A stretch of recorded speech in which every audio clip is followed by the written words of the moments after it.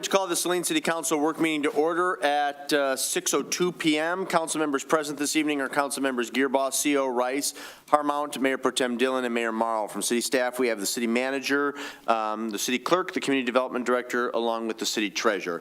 At this time, is there a motion, to approve the agenda as submitted unless there are amendments? Moved as submitted. Moved by CO to approve the agenda as submitted. Is there a second? Second. Seconded by Mayor Pro Tem Dillon. All those in favor of approving the agenda as submitted signify by saying aye. Aye. Opposed, say nay. Ayes have it, and the motion carries unanimously. Is there a motion at this time to excuse the absence of our council colleague, Mr. Lesh, who will be absent from both the work meeting and our regular meeting? Moved. Moved by Gearboss to excuse the absence, and that was seconded by Harmount. All those in favor of excusing the absence, say aye. Aye. Opposed, say nay. Ayes have it, the motion carries unanimously. We come now to the first and only public comment period at this work meeting. Under the Open Meetings Act, any person may come forward at this time, make comment or question to City Council. This public comment period will be limited to 3 minutes per person. Anyone who would like to speak is requested, but of course not required to state his or her name and address for the record. The record will reflect there are no citizens in the audience this evening, so I'll defer to the city clerk. Clerk Royer, were there any written comments provided to your office in which the individual wanted their remarks read at this time?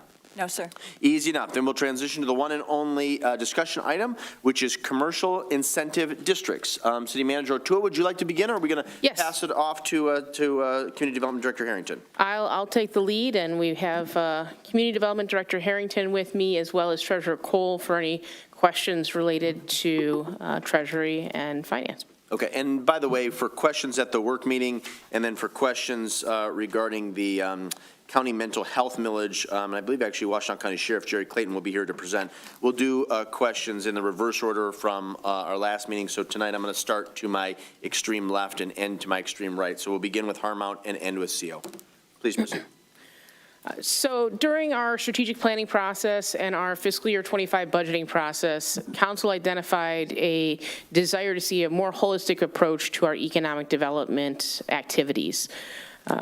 Community Development Director Harrington and I are familiar with 2 specific programs that could help us target redevelopment areas. And I do apologize in advance. The state has decided to name these 2 programs Commercial Redevelopment Districts Public Act and Commercial Rehabilitation District Public Act.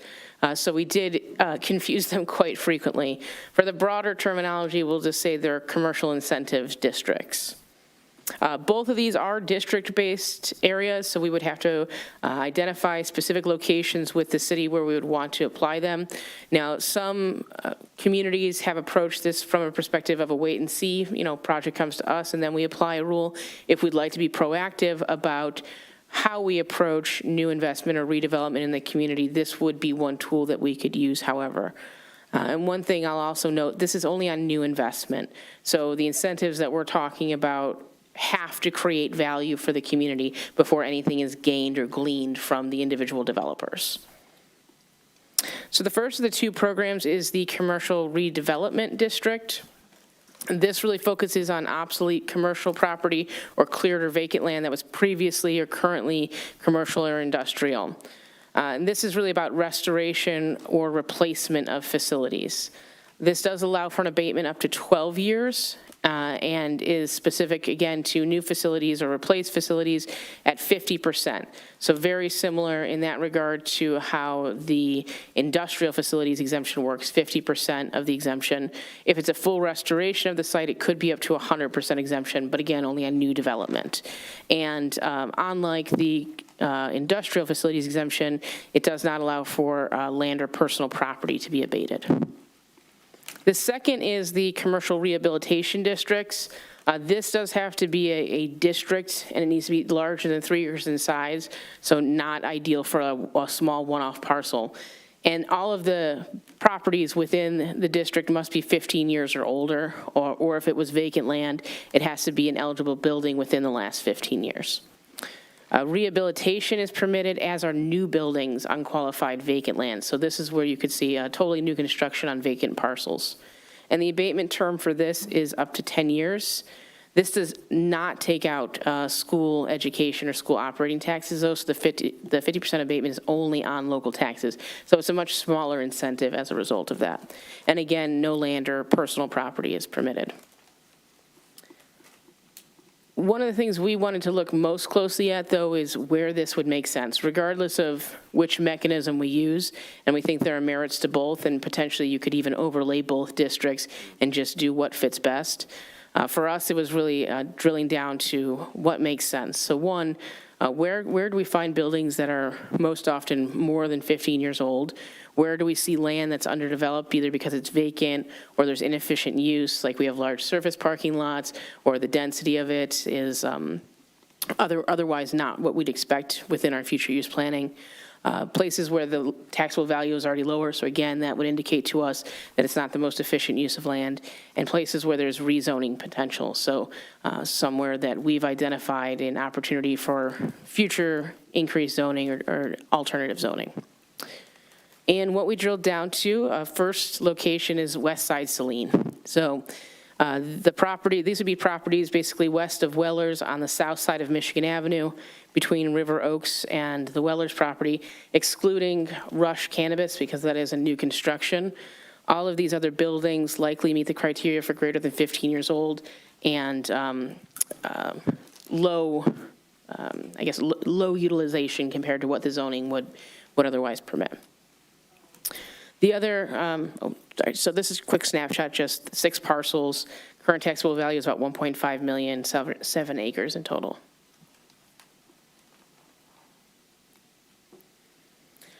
The second area we looked is Maple and East Michigan Avenue, so that kind of corridor at Michigan and Maple. There's a large vacant lot there now. There's the CVS, there's some businesses on the north side. The parcel layout there is a little odd. Obviously, that corner is very tight as a result of certain business locations on the parcel. But this is an opportunity where, again, you could see increased utilization of the site through redevelopment, possibly even redeveloping with existing business owners and properties to make it more conducive and both driver and pedestrian friendly. There's 11 parcels total in that district at about 8.5 acres, totaling a taxable value of 1.9 million each, or total. And then the third area we looked is Bennett Street. So this is the north side of Bennett Street, east and west of North Ann Arbor. This is an area where we've also submitted to have a corridor plan completed as well. This is a great example of property that is underutilized, could be a commercial corridor within the district, certainly meets the age criteria for most, if not all parcels. And what we'd be looking at here is about 13 total parcels. Current value is $1.7 million and just shy of 10 acres. One of the things we'd ask council to consider if we're moving forward with any abatements is the type of terms that we'd expect. Both of these programs do allow for us to create our own criteria, so that would be a question in the future. Staff has kind of summarized what we believe some basic standards or scoring criteria would be here on the list. But ultimately, that would be a consideration for the future. I think we have a good roadmap already for that just with our industrial facilities. By looking at the total public investment in the future, we can use that as a basis for what seems reasonable. So at this time, really the outstanding questions for you on what we'd like to discuss. Do you support this approach of identifying some preemptive commercial incentive districts? Did you support or do you like the 3 identified areas, or are there modifications you'd like to see? Do you want to go after 3 districts or just 1? And then does council have any opinions on the criteria that we've identified? Do you want to add anything, Ben?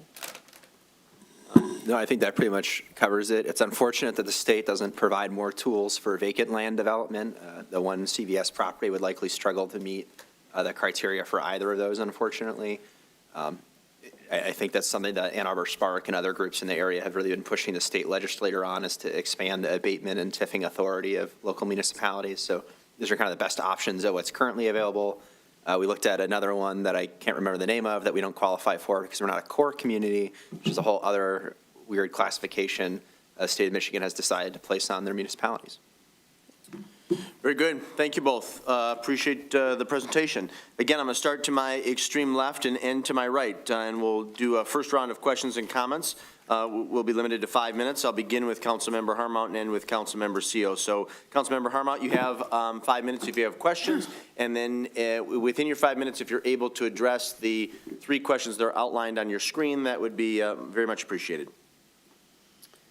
Okay, so the first question I would have would be, what is the advice of the development? Would we want to go after all 3, or would you advise, other than the CVS property, the other 2? What is the thinking way of the development? Yeah, we can establish the districts, and there's no harm done to us because you need development in order, and they have to apply for it too. It's not so simple as just developing within the property automatically grants you some form of exemption. So when we talked to Ann Arbor Spark, and who had experience with other communities utilizing these, they suggested that creating the district is a form of marketing it itself, that it's more about trying to get more eyes on these specific areas of the city to let people know preemptively that we're willing to offer incentives for redevelopment in these key areas of our community.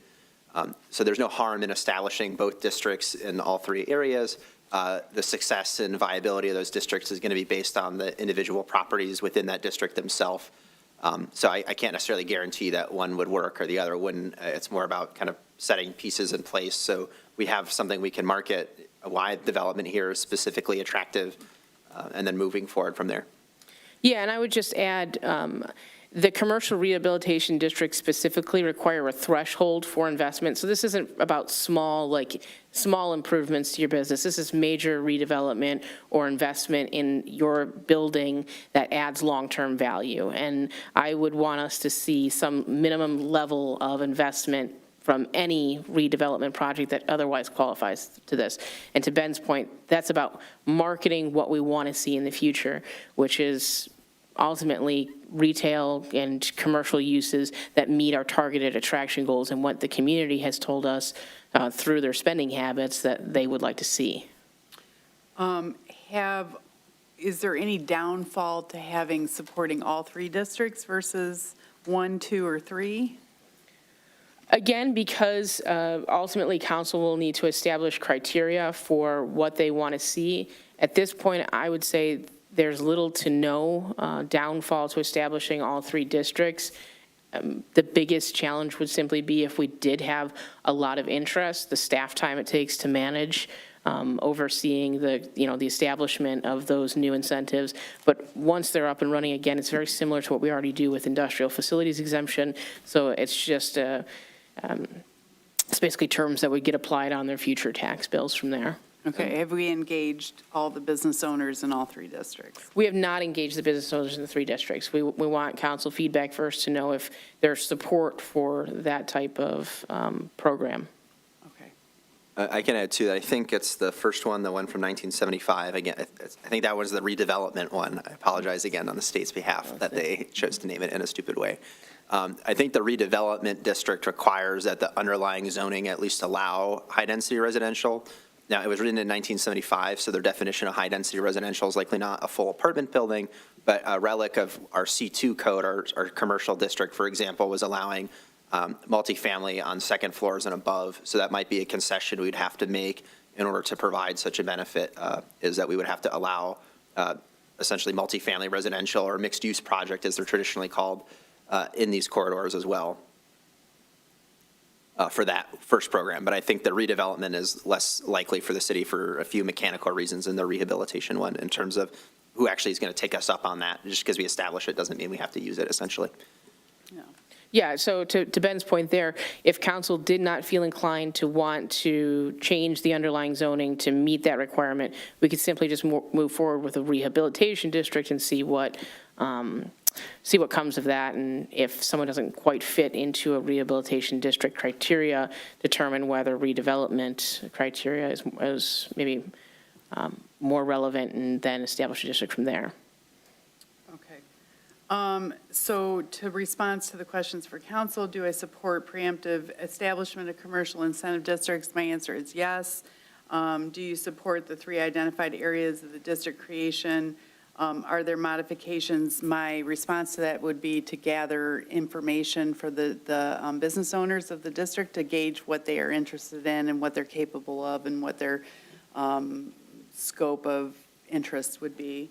And then does council, in order to be able to direct our resources more appropriately. And then does council have opinions on the criteria to evaluate the length of the abatements? I would say, I would go with what the standard is and what's been established as a benchmark in other similar situations and communities. Very good, Councilmember Hermouth. That was exactly 5 minutes. Councilmember Reich, do you have questions or comments for staff?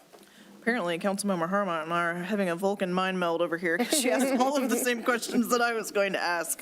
I would like just a little bit of, like, could you provide an example of a difference between a redevelopment district and a rehabilitation district? Like, do you have anything on the tip of your tongue that you, like a hypothetical? Yeah, so a commercial redevelopment would allow you to rebuild a building. It supports new construction in a way that rehabilitation does not. You have to use the carcass of the structure, so to speak. So I see redevelopment, the rehabilitation district maybe particularly working well on Bennett Street, where you have some of these old light industrial buildings with high ceilings that have been, great for trampoline parks or a brewery or something to that effect, might work well within the confines of the existing walls, even if they're totally gutting and reusing the building.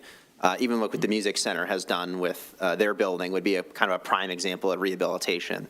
Redevelopment would definitely be more supporting what I would say probably the activities on the west side of town, where those buildings are going to be very difficult to retrofit into something else. Similar to a recent site plan review done by the Planning Commission, you're talking about these kind of steel buildings that were built out of a kit, not a lot of longevity, not a lot of ability to modify or add to the structure for structural reasons. So that's probably looking more towards a full redevelopment. The benefit is capped a little bit more because it's 50%, but those buildings are not assessed very much to begin with, so the value they're adding would be quite substantial, I would imagine, with the new structure, especially if it was more than 2 stories tall.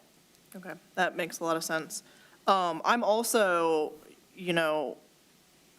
I come from the mindset that I liked mixed use. I like housing mixed in with, coffee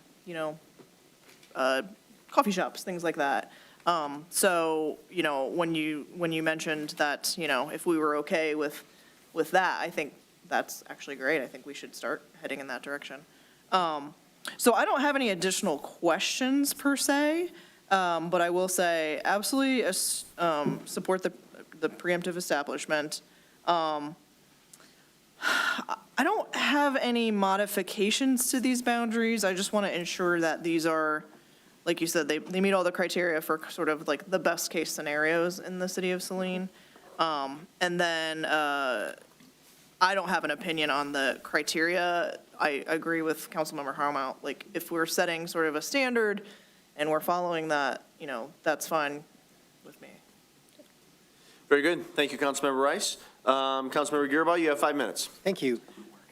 Just a couple of things. Ben, when you were looking at like the West Michigan Avenue area that you had identified, just to let you know, they rebuilt the gas station in the last 15 years. I mean, complete rebuilt, so I don't know if that could be part of that or if it would be excluded. So just FYI, that whole building was redone, so I didn't know how that plays out. Yeah, both that and Rush can be featured in the district if we want. Again, you have to apply for it, and then your property has to be independently eligible. So just because it's in the district doesn't necessarily grant you by right eligibility, from my understanding. So they're only eligible for the exemption aspect of the district once their building reaches a certain date. I'd imagine that Rush would have a harder time proving obsolescence, but 15 years from now, if marijuana is a less profitable enterprise, the space they have is not huge. It's not really conducive for a lot of other retail type activities. So that might be a situation they're in 15 years where the building is somewhat obsolete and they would need an incentive to build an extension on it to make it more worthwhile. I'm not a genie, though, in the real estate market, or else I'd be making a lot more money. Yeah, I mean, when I look at that one, unfortunately, that's the example of you've got a big old chunk cut out of it, and to do a major redevelopment on there, it's going to be kind of difficult. So I don't know how you would incentivize that to Right. I think especially with the building on the easternmost side of that district, it's owned by 3 different people, which is never something you really want to see from this perspective. It's just kind of the same thing with the condos on Old Creek, where what ends up happening is the holdout effect, where somebody at the 11th hour decides they're not going to sell. They're kind of extorting a development for a little bit more money. So right as the owner of the property, I suppose, but it definitely makes development more challenging unless someone can kind of swoop in and acquire it. Okay. And then on the, and I'm looking on the East Michigan Shopping Center area, where you've identified like Domino's and Dairy Queen and all that, would we not want to try and include also the shopping center itself? Yeah, we did talk about that. We went a little bit back and forth, and I think we settled on excluding it for this time because it is still showing strong market viability. It doesn't have a high degree of vacancies. It recently had investment, again, through a new cannabis user. So at this point, kind of letting, the market factor play out there. Does it have to be the full lot, or could it be a component of that? Because that's a parcel, it has to be the full parcel. Okay, just want to Yeah. clarify that, okay. Yeah, just looking at all the different ones like that. I was about to say, I guess they could, in theory, try to subdivide, like the southernmost portion of that lot, and then loop that in and build a new front building. In Madison, I've seen that become very popular with the area I grew up in, which looked more like this on the screen, and we're now seeing a bunch of infill buildings in the front, and obviously we're not a major city, so we're not at that point yet, but I think seeing infill of some of these surface parking lots, similar to what's also happened at Meyer. Yeah, exactly. I think that's somewhat inevitable for a lot of these places as people kind of right-size parking to a certain extent. Okay. And that would also instigate a re-review of the site plan, just so everyone's comfortable that they wouldn't take away parking with no consequence. Yep, no problem with that. When you look at these type of things, do you see any disincentive as people try to accumulate properties and then not repair them? Or is this just more of an underlining, not, as you mentioned before, if we don't support the rezoning, this would just be an overlay of some sort of thing that would basically give an incentive to accumulate all these properties into something to develop, correct? Correct. I mean, at this point, there's no incentive, and because of the state's rules on capping tax growth, you can hold a property speculatively in perpetuity and never really see any, very much significant appreciation of your taxable costs. We see that all the time with properties that have been held 20, 30 years. I mean, what they're paying in property taxes today versus something built today, new construction, is dramatically different. So really, the onus is on the city to do something to try and incentivize action on the part of property owners, and so far, these are the tools the state has given us to work with. And then just 2 other questions. None of the downtown has been identified, like the old R&B building and the corner of Speedway and all of that area. Is it too small? Not an area that this would apply to? So I think our hesitation with the downtown is the historic elements. And frankly, the direction from council has been that they want to see more investment outside of just the downtown. So this is a way to try and level the playing field in terms of the opportunities that are available to other commercial districts.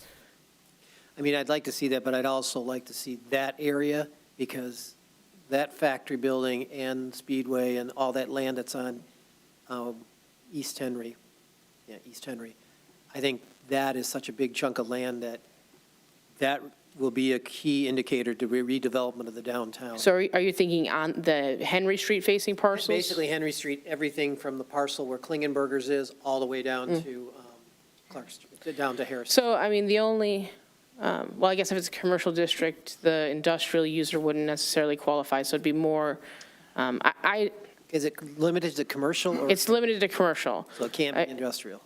If you can retrofit an industrial building into commercial, but you can't convert that industrial back. You can take an industrial building, I think, in both the programs, but then you have to make it a commercial use. Okay. With Yeah. maybe a multifamily component, but you can't make it into another industrial, which is what we want anyways, so. Yeah.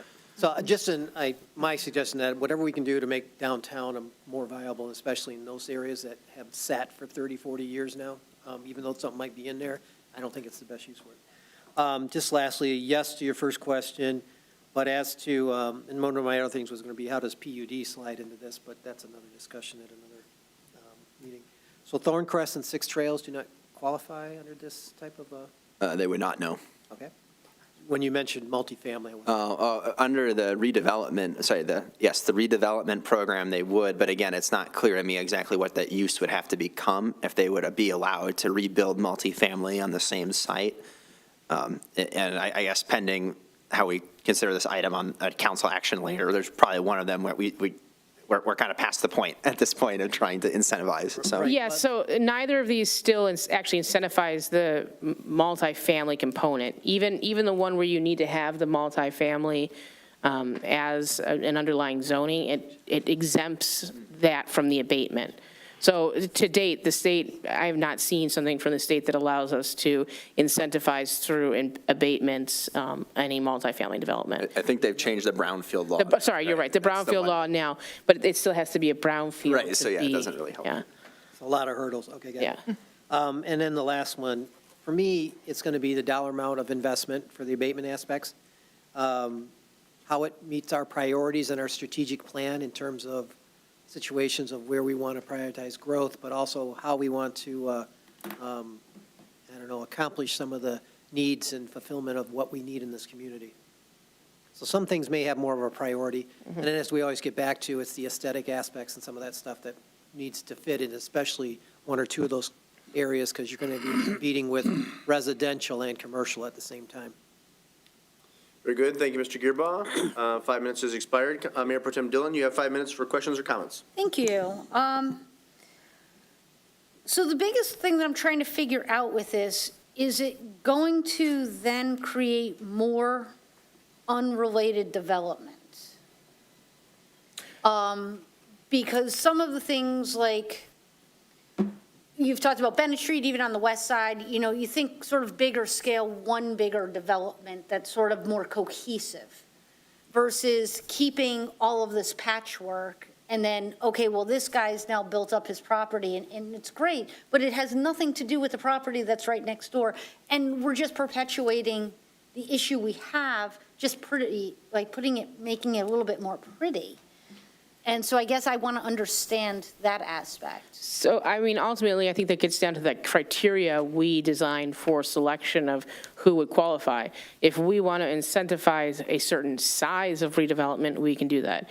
If we want to incentivize a certain level through dollar amounts, we can do that, or a certain aesthetic, we can do that. I would definitely recommend we incentivize specific types of uses, what we've identified as targeted attraction goals, because to your point, why would we provide an incentive if we haven't been able to prove that it provides a public benefit?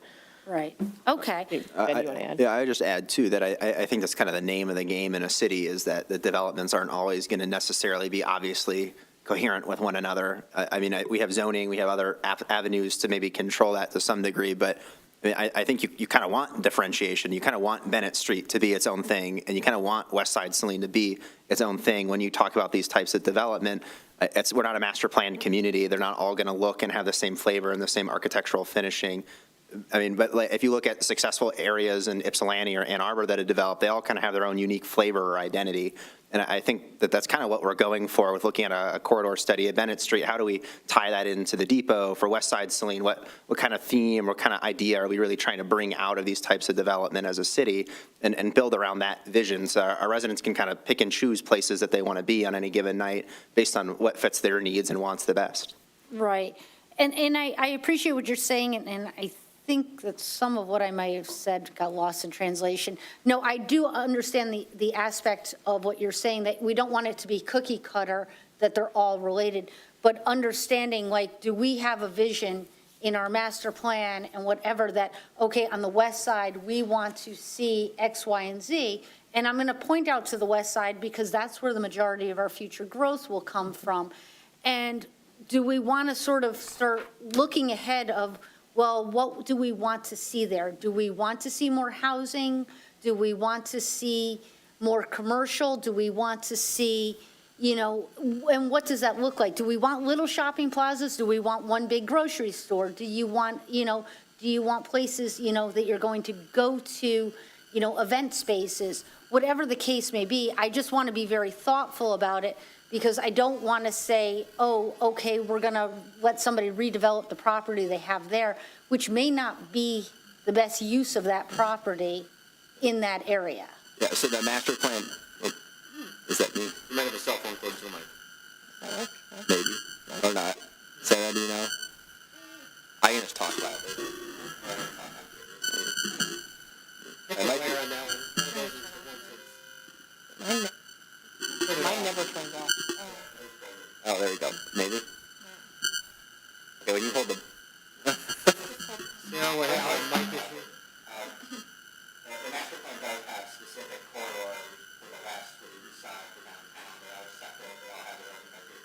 That was not the main objective of the master plan, to flesh out those specific areas, so I think that's definitely another step the city can take.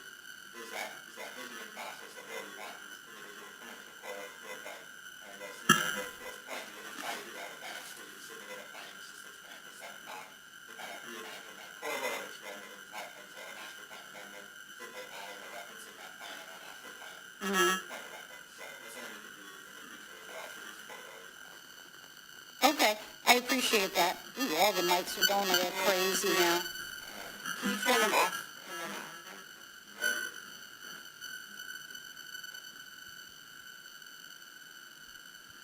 I think that one's just a standalone now. It's something to do with the wiring on your two. There's a, has to do with the wiring.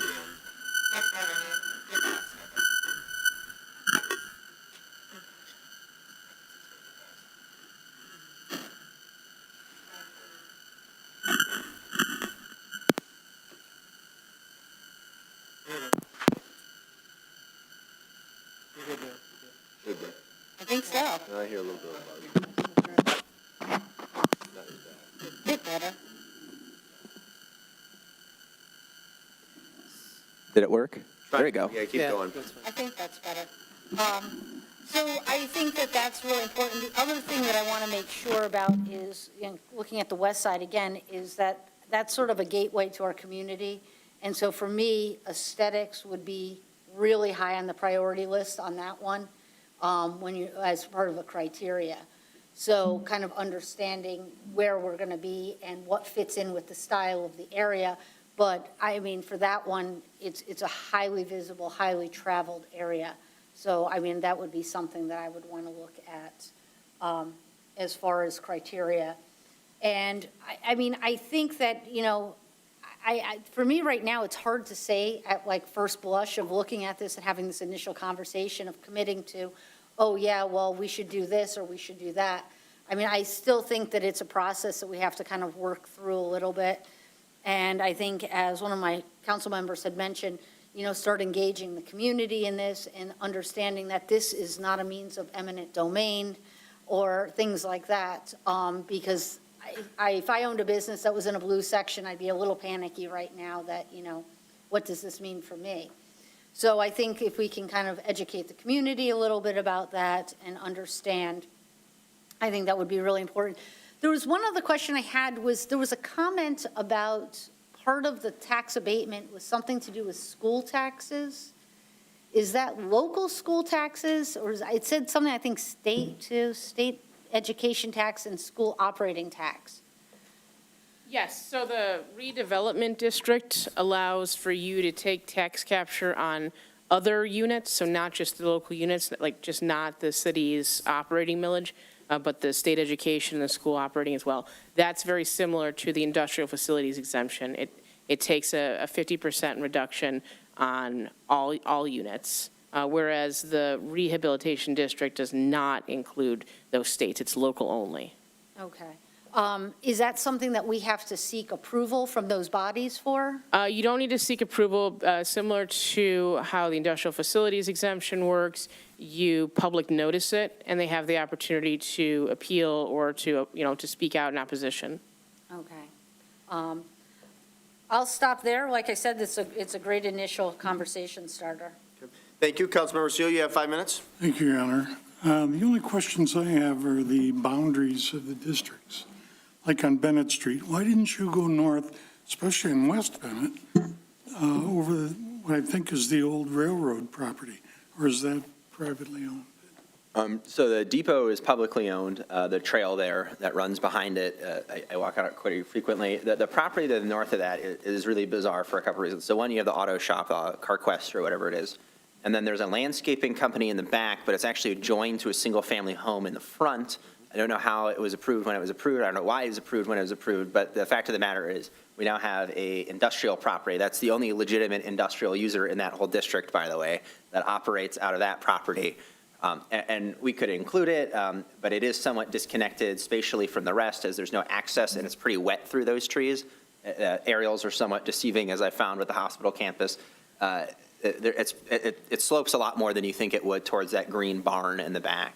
Okay. It's definitely something we can include. It was in the scope of what I added to that planning study that I submitted to SEMCOG with CWA. I think we'll kind of know more if we get that grant and are able to conduct that study, what we're really looking at there, though, because the topography is definitely something we would consider. All right, and then on the west side of Saline, why not include the Firestone property and the Baker's Nook property? I don't know if Baker's Nook might qualify for the first one, which is the 15 years of age. The other one is, I think it had to be built before 1975, which I think they all technically account for, except maybe the FAR building on the west side where the dispensary is proposed to go into, the third one that we don't have yet. I think that was built in 1978. On the other side, though, yes, again, we could include those properties if we'd like to. It was just a matter of convenience. There's not a lot of cross-connectivity across Michigan Avenue in that area besides, does Austin have a crosswalk across? Yes, so Austin would be another option. So it's definitely something we can include. It was just kind of a preliminary mock-up of what we could do. Okay, yeah, because my only thought is that Firestone property, again, in regard with what Councilwoman Dillon was saying, the west side entry to town with that Firestone building there isn't the most attractive. And some of the stuff in Baker's Nook, it seems like, has stood empty for quite a while. It's also just an interesting mixture of uses in the Baker's Nook Plaza now with a house cleaner, ice cream store. I guess it's now more of a bakery than it's ever really been. It used to be baking supplies, obviously. And then a barber is proposing to move into what was his storage space. So they're all by right users in the commercial district, just very different than what it's historically been, that's for sure. Right. That's the only question I had. Then I'm certainly in favor of this kind of a tax exemption. I think that a little bit of something is better than nothing. So if we can encourage people to somehow improve the property or change the property or build anew on old property that's kind of outlived its usefulness, I think it's a good thing for the city. The other two questions I don't recall. Any specific criteria that you want us to include? No, nothing in And then you've particular. already talked a little bit about the district boundaries. Yeah, yeah. Thank you, Mr. Seal. Appreciate it. I may have missed this in the initial presentation, but for both tools, you cannot single out a specific parcel unless it's of a certain acreage. Is that correct?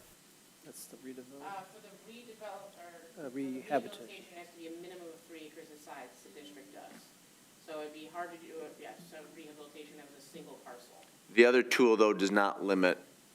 Correct.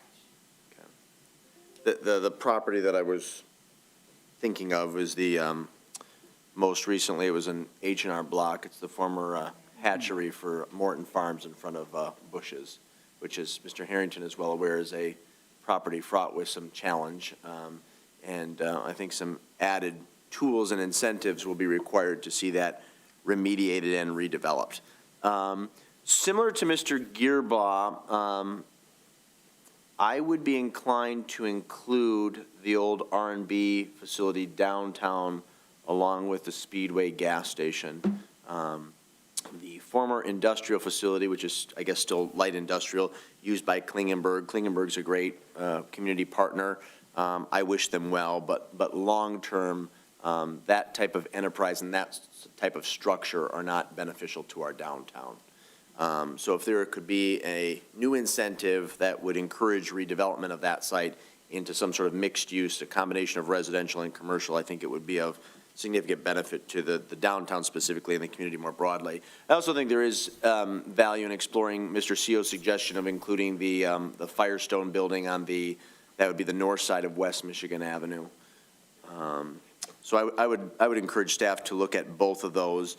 I have said this continuously for my entire tenure as mayor and as a council member. We do not have the appropriate number of tools in our tool belt to help incentivize economic development, commercial redevelopment, and job growth in our community. So I'm very much in favor of utilizing both of these tools. I think we should move forward and implement sooner as opposed to later, but of course be thorough and thoughtful. As it relates to the specific criteria, I don't think we need to reinvent the wheel here. I could put a message out on the Michigan Mayor's listserv, City Manager O'Toole. I think you could do likewise on the Michigan City Manager's listserv. I know there's a number of communities across our region and state who utilize these tools, and I'm sure those elected and appointed officials would be happy to share their criteria for us to review and consider. I think that this issue, as a number of my colleagues have stated, I think it came from Council Members Harmount, Rice, and Mayor Pro Tem Dillon. I think there is value in engaging our property owners and business owners, and perhaps it's fortuitous, but we have our annual small business luncheon or breakfast coming up either in the late summer or fall. And as I looked at the maps that were provided in the slideshow, almost all of those enterprises and/or property owners will receive an invitation. So I think that's a great opportunity. I think that will be a great opportunity to discuss this, to discuss the benefits, and then maybe subsequent to that event, we can move forward with adoption. But that event usually takes place anywhere between August and early October. And I think if we're going to develop the criterias and finalize the boundary districts, likely that wouldn't transpire before that time anyways. So. If I may ask an additional question. Would council want to see all of these districts, because now we're talking about 4 potential districts, established and created at the same time, or would you be supportive of a phasing strategy? I personally think maybe phasing it in could be a little bit easier for us. How much work does it take to establish one? That would be more your criteria. I mean, it's the hardest push is for the first one, right? Because you got to design the criteria and the template and the authorizing information. And it's a bit simpler from there, but I think my concern is overloading staff if we do have a high demand across 4 districts. So I'd kind of like to test the waters a little bit, see what demand looks like. It may be possible we develop 4 districts and we only get 1 or 2 major redevelopments over 5 years, in which case, hey, that's still a win and we can definitely manage that. But if we have a significant project that comes up as a result of this incentive, being able to manage staff time associated with that. My perspective is I wouldn't want to overburden staff, so I would rely on your judgment since you manage the day-to-day operations. If you think it's more advantageous to do a phase-in approach, let's do a phase-in approach. As you get into this, if you find it to be relative, that the development of the districts is done with relative ease, then let's bring the 4 districts on board simultaneously. Does anyone object to that perspective, Councilmember Harmount? I would say we should prioritize one to start with and see what we work through some of the kinks in that and then roll out prioritized. Okay, Councilmember Rice? I could go either way. My priority, and I agree with City Manager O'Toole, was this has been brought about multiple times by council because we want some incentives for East and West. Mm-hmm. So my instinct is let's start with East and West and not the downtown area. And We're doing other things for the downtown area. I think that's fair. My initial inclination was probably the west side is the most immediate need from my perspective. I think it'd be pretty easy for us to do east and west. And then that gives us time, too, to see if we get the Bennett Street corridor involved, and we could do Bennett and downtown at the same time. Because we're waiting for a grant on the. You were waiting to see if we get a grant and then to complete the corridor study. That sounds great. Mr. Gearbaugh? Yeah, I'm fine with the east and west. The only thing I think would help judge whether you expand it is if you receive any pushback or concerns coming from the potential properties we're involving. Yeah. So whatever notification you do to those, I'd choose those 2 and then. Yeah, I guess my approach to how I see this process going from here is, at this point, myself, Director Harrington, and Treasurer Cole kind of sit down, talk about what the criteria would look like, talk about those 2 districts specifically, and then host an informational session for each of the two districts, directly invite the property owners who may be impacted and anyone in an adjacent area.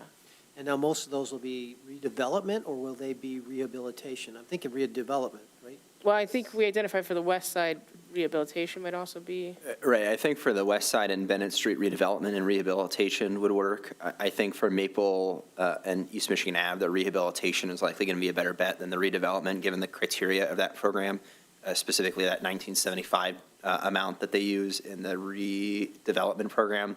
So you're kind of, it's different than the 15-year rule for the rehab. So west side and Bennett Street probably better for both. Michigan Ave area probably better for the rehab program. Okay. And the structures are better on that side anyways. I think the main issue is I probably don't want to incentivize the dominoes being kept in the existing structure that it's in. We'd likely probably want to move that a little bit in, given the opportunity to see redevelopment on that site. Yeah, and I That's think, where I see a private-public development right in that corner because of the whole road and intersection, so, yeah. And, yeah, I guess this is a larger conversation, but we have all sorts of different zoning overlay tools that we can implement. If we go through the Bennett Street process and like the results of that, we can kind of copy pasta it to these other districts to kind of have more steering over what these developments really look like. And, you know, whether it's a gateway treatment that we require on the east side of town, we can bring that to the west side of town because it's currently not coherent on both sides. And we can do all sorts of other things. Our downtown requires a certain amount of transparency so that the X percent of their facade has to be windows, which again is supposed to create more of a welcoming atmosphere. So we have a lot of different methods and tools we can use. And I think that if we get the Bennett Street grant, it would be a great way to kind of figure out what are our priorities as a community for design aesthetics. Yeah, let's start small and go big then. Mayor Pro Tem Dillon? Thank you. I definitely agree that, you know, I think we need to start off small and kind of get our feet wet and understand the process and what it looks like and what the commitment's going to be from the city as far as time and effort to put into this.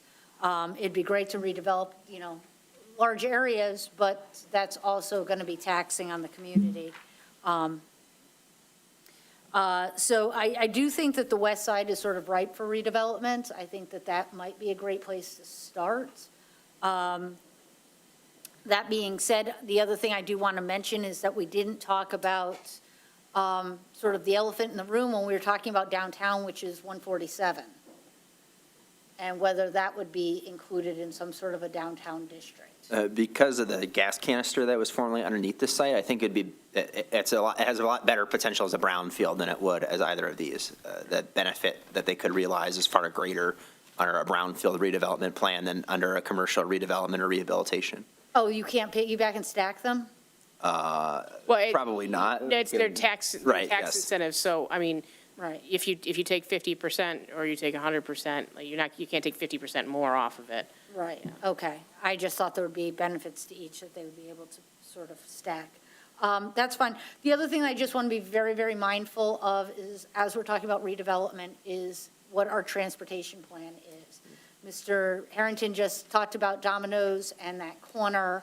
I think that is absolutely right for redevelopment to redesign that corner somehow. When we're looking at the west side, we need to be realistic that that road needs to be widened. It cannot carry the amount of traffic it has being a two-lane road. So I really want to be mindful of like big picture of what it's going to be like, not just today, but tomorrow, 20 years, 50 years down the road, especially with looking at additional growth out that way. Thank you. Mr. CEO, do you have an answer to, or response rather, to City Manager O'Toole's question? I was going to say, I'd be very pleasantly surprised if we had a crush of redevelopment. It's a good problem to have, but yes. It would be, but I understand the logistics that it would create for staff. So I'd be willing to go with whatever you think is appropriate. Okay. Just to clarify, so you want to have a separate event then with property and business owners on the west and east side in addition to our annual small business event? You want to message on this topic at both functions? I think we'd be prepared. When do you have a date specifically for the small business luncheon yet, or? I actually talked to I talked to Dan Colander at Dan's Downtown Tavern about catering the event because we do a rotation. And we were looking at the first week in October, but we've done it anywhere between late August and mid-October. So then I would say it's probably feasible for us to host like a smaller listening session with those two districts specifically before then, not formal, just to get feedback on what the redevelopment mindset might be or interest level would be, so that by the Small Business Summit, we have things a bit more fleshed out to present. I do think it's a very good topic to discuss with that larger group. Yes, since absolutely. so many would be either directly or potentially indirectly impacted by both of these tools if they were fully implemented.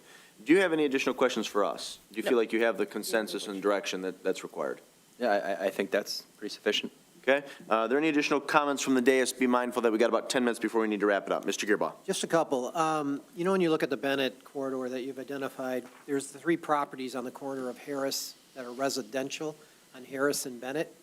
If somebody came forward, how would those be, they still could be incorporated into any kind of development if they acquired all that? Would it jeopardize anything? No, we can always amend the district boundaries. There's nothing that prohibits us from doing that in the future. So if someone came to us with a redevelopment opportunity that included, they, happen to get those under contract, then yes, we could just amend the district for. But if they're residential, does that affect it? If they Right, have so like 407, 405, and 403 Harris, I don't know if the last one's 403, if it's technically Bennett address. Anyhow, they would not be eligible in this program because they're single-family residences, so they're Would not. you carve out that section of it and then do it? I mean, again, you could leave it open because if they are torn down and redeveloped in 15 years, they would technically be eligible potentially under one program if they show some amount of obsolescence. So there's the potential for it, but it could always be amended at that time too, similar to the IFT. It doesn't have to be set in stone that this is the And district. yes, and the abatement can carry on one parcel and not the other. That's the issue. I wanted to make sure it Yeah. didn't expire the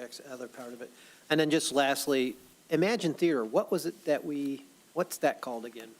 Is that either one of these? or- I think that was the rehabilitation. They do allow grocery stores specifically, regardless of zoning, regardless of anything, were eligible, which is why Imagine was kind of prime for this. My understanding is that's what they've done in other communities, is actually target defunct grocery stores because it fits their model of the more luxurious theater setting and then the more spacious, I don't know what the word they would use, and also is eligible for this program. Because I'm curious, was that really 3 acres? I have no idea. If you could look into that 3 acres requirement, is that waived or is it a? Might be something else? exempt because it is a grocery store. Yes. That might Is that exactly be what it Because is. of the type of building? It had like its Use. own large odd clause in both of the documents from Okay. MEDC. So I didn't read too much into it because it applies to one building alone in the city at the moment. That threw me when I saw that. I wanted to make sure what it was like. Thank you. If there's nothing further, City Manager, Community Development Director O'Toole, I would ask that, I don't believe he'll be back in town until early next week, but noting Mr. Lesch's absence, if you would connect with him and Yes. make sure that he has read the support materials, and if he has any questions, please address those, and we can also inquire if he has thoughts on this matter and how he would like to proceed. If there's nothing further to be brought before City Council at this work meeting this evening, the Chair would entertain a motion to adjourn at 6:55. So moved. Moved by Gearbaugh, is there a second? Second. Seconded by Mayor Pro Tem Dillon. All those in favor of adjourning signify by saying aye. Aye. Opposed, say nay. Ayes have it. Meeting is adjourned. We will convene into regular session promptly at 7 PM. No. Oh, wait, there's cookies.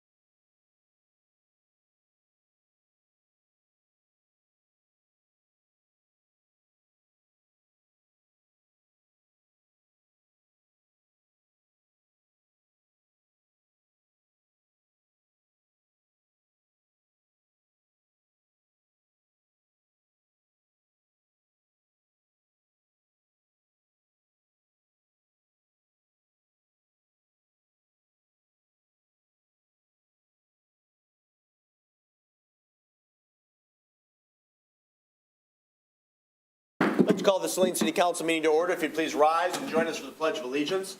I pledge allegiance to the flag of the United States of America and to the republic for which it stands, one nation, under God, indivisible, with liberty and justice for all. Thank you very much. We welcome those of you who are in the audience. There are copies of the agenda on the back table. We encourage you to sign in, and there are also hearing devices if you require them. You do have a slightly revised agenda in front of you. Clerk Royal, can you remind me what changes and modifications were made subsequent to the agenda being distributed on Wednesday afternoon? Well, the first one was the bills were dispersed on Friday. They were sent out via email. And then item 24-135, appointment proclamation, was moved from consent to regular agenda. Say that again. Item 24-135, appointment Oh, proclamation. yes, okay. Yep, very good. And then there are some supplemental materials that were provided to you at the dais, lab testing service policy, and I believe that's it. Is that correct? Correct. Okay. Is there a motion then to approve the agenda as submitted unless there are additional amendments? So moved. Moved by Gearbutter, approve as submitted. Is there a second? Second. Seconded by Mayor Pro Tem Dillon. I'll get you on the next one, Councilmember Rice. All those in favor of approving the agenda as submitted signify by saying aye. Aye. Opposed, say nay. Ayes have it, the motion carries unanimously. Is there a motion now to excuse the absence of our council colleague, Mr. Lesh? So moved. Again, moved by Gearboss. Is there a second? Second. Seconded by Harmount. All those in favor of excusing the absence, say aye. Aye. Opposed, say nay. Ayes have it, the motion carries unanimously. We come now to the first of two public comment periods. Under the Open Meetings Act, any person may come forward at this time and make comment or question on an item that appears on this agenda. Comments will be limited to 3 minutes per person. Anyone who would like to speak is requested, but of course not required to state his or her name and address for the record. You're going. Good evening, Mr. Mayor, council, friends. My name is Changming Fan. I'd like to make public comments on the first page. It's appeared State of City Address. Mr. Mayor did make a wonderful presentation and call for the positive thinking instead of negative thinking about the city, about this country, about this town. I fully support it. I cannot wait to hear who and what going to talk about the State of City Addresses. And this is the important issue. Not only for this city, for me, for you, for everybody, and for the whole world. The passiveness, is that correct term? Which is really just thinking the end of the world is close. Especially we have the 2024 election and also the China, U.S. trade war and world war in Europe. So therefore, this is the time for us to think about, as Mr. Mayor talked, I think you're going to talk again, how we look at this world. We have to lead. Saline have the lead. I propose the SALT initiative is based on the positive thinking, future-oriented. Therefore, we have to cheer up. We have to lead. We have to see the positive thing. For example, since Mr. Mayor become our leader and you all work so hard, Saline getting better each day. Michigan getting each day better. United States getting better each day. So therefore, how are we going to do? We have to do something more proactive. As my favorite gardener, His Majesty, the King, third, Charles, he said that. By 2050, our children will not remember what we said today, but will remember what we did and what we did not do. So therefore, as I said, I cannot wait for this State of the City Address. Positive thinking, strategic guiding, purposeness. That is what I want to hear, I hope. Do I have any time? Oh, I got the time. Thank you. Thank you, Changming. there any additional citizen comments on agenda items from those of you in the audience this evening, please? Good evening. My name is Phil Santer. I'm with Ann Arbor Spark. We're a regional economic development organization for Washtenaw and Livingston counties. I just wanted to speak quickly to the Liebherr IFT request and request your support for that effort. I think it's worth noting that Liebherr is an international firm with locations around the world, and they could literally choose to invest and employ people wherever they wanted. And they've successfully done so in Saline over the past several decades, and they've done so not only providing employment for folks that work there, but also by making connections with local workforce institutions, with the local school district, with other companies to try and increase pathways and educational opportunities for those that are in our community. I think they deserve our full support and consideration. I hope you'll consider that as well and provide whatever discretion you have as city council members. So thank you very much. Very good. Appreciate it. Thank you, Phil. Any additional citizen comments from those in the audience? Then I would defer to the city clerk. Clerk Royal, I believe you received a few written communications in which the individuals wanted their remarks read at this time. Is that correct? That is correct. Okay, please proceed. The first one is from Karen Kerrigan. States, we at Kerrigan Cafe, being a non-alcoholic establishment, are in favor of the social district on all four corners. We would love to have the four corners be available for all who visit Saline to see we are welcoming and like to invite them to wander around. We expanded our business hours in hopes to invite those consumers to stop in the Kerrigan Cafe while waiting on their table or when going from retail store to bookshop to art gallery after visiting the bank. I feel we should be accommodating to all who visit and encourage them to wander Saline and talk with the business owners, employees, and learn more of our history. This would encourage them to come back and get the rest of the story and create new stories with us. All this being said, it would be wonderfully welcoming to have an adult beverage as they explore Saline and what we have to offer. Very good. The second one is from Jen McCulloch. I am writing to you as a small business owner in downtown Saline and as a member of this community. I would like to add my support to a collective social district for downtown Saline that includes restaurants located both north and south of Michigan Avenue. Chelsea is a great example of a local community that worked to manage the issue of a federal highway running through their downtown area while also supporting a social district through their downtown. The president is there to be inclusive and to make the downtown a walkable social district by informing patrons about where they can consume alcohol and where they cannot. Please consider making this an agenda item at the next city council meeting. Let's include all of our wonderful restaurants in this endeavor to make Saline more visitor-friendly. One more? Got two more. Two more. The next one is from Bill and Lindsay Gibson. As the owner of Fine Print Bookshops, Bill and Lindsay Gibson, we first want to thank you for voting to pass the social district. As we all work to revitalize the downtown area, this was a needed step to attract new people and families to our city. While we understand it was a surprise to hear the restaurants would be abstaining if the district didn't include the north side of Michigan Ave, we feel it is a stance that holds merit. We are extending the district to include both sides of Michigan Ave. We have been following the discussions closely because we care deeply about the health and viability of Saline, and we have yet to hear a convincing argument against extending the social district. It appears the only concerns live in gray areas that other cities have successfully navigated and would argue progress is most often made in the gray areas. A cohesive and inclusive social district would be a benefit to attracting businesses to downtown, which could potentially alleviate any concerns if another licensed establishment were to open on the north side of Michigan Ave. Coupled with events like Salty Summer Sounds, an inclusive social district draws both residents and visitors to our city. It also increases the appeal for future events and projects, like the proposed green space downtown. We're available by email or at the shop if any council members have questions for us.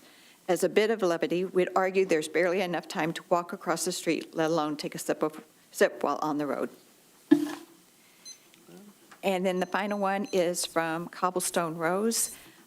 It is our hopes that if the social district under consideration becomes reality, every effort possible will be made to include both the north and south sides of Ann Arbor Saline Road in order to be fair to all businesses and to encourage pedestrian traffic throughout the downtown corners. Very good. Appreciate those comments. One last opportunity. Is there anybody else who'd like to speak on an agenda item this evening? Please. Yep, please come to the mic. Yeah, sorry. Paul Ratzel, Gats Transit Mix. I'm here about the South Ann Arbor truck traffic.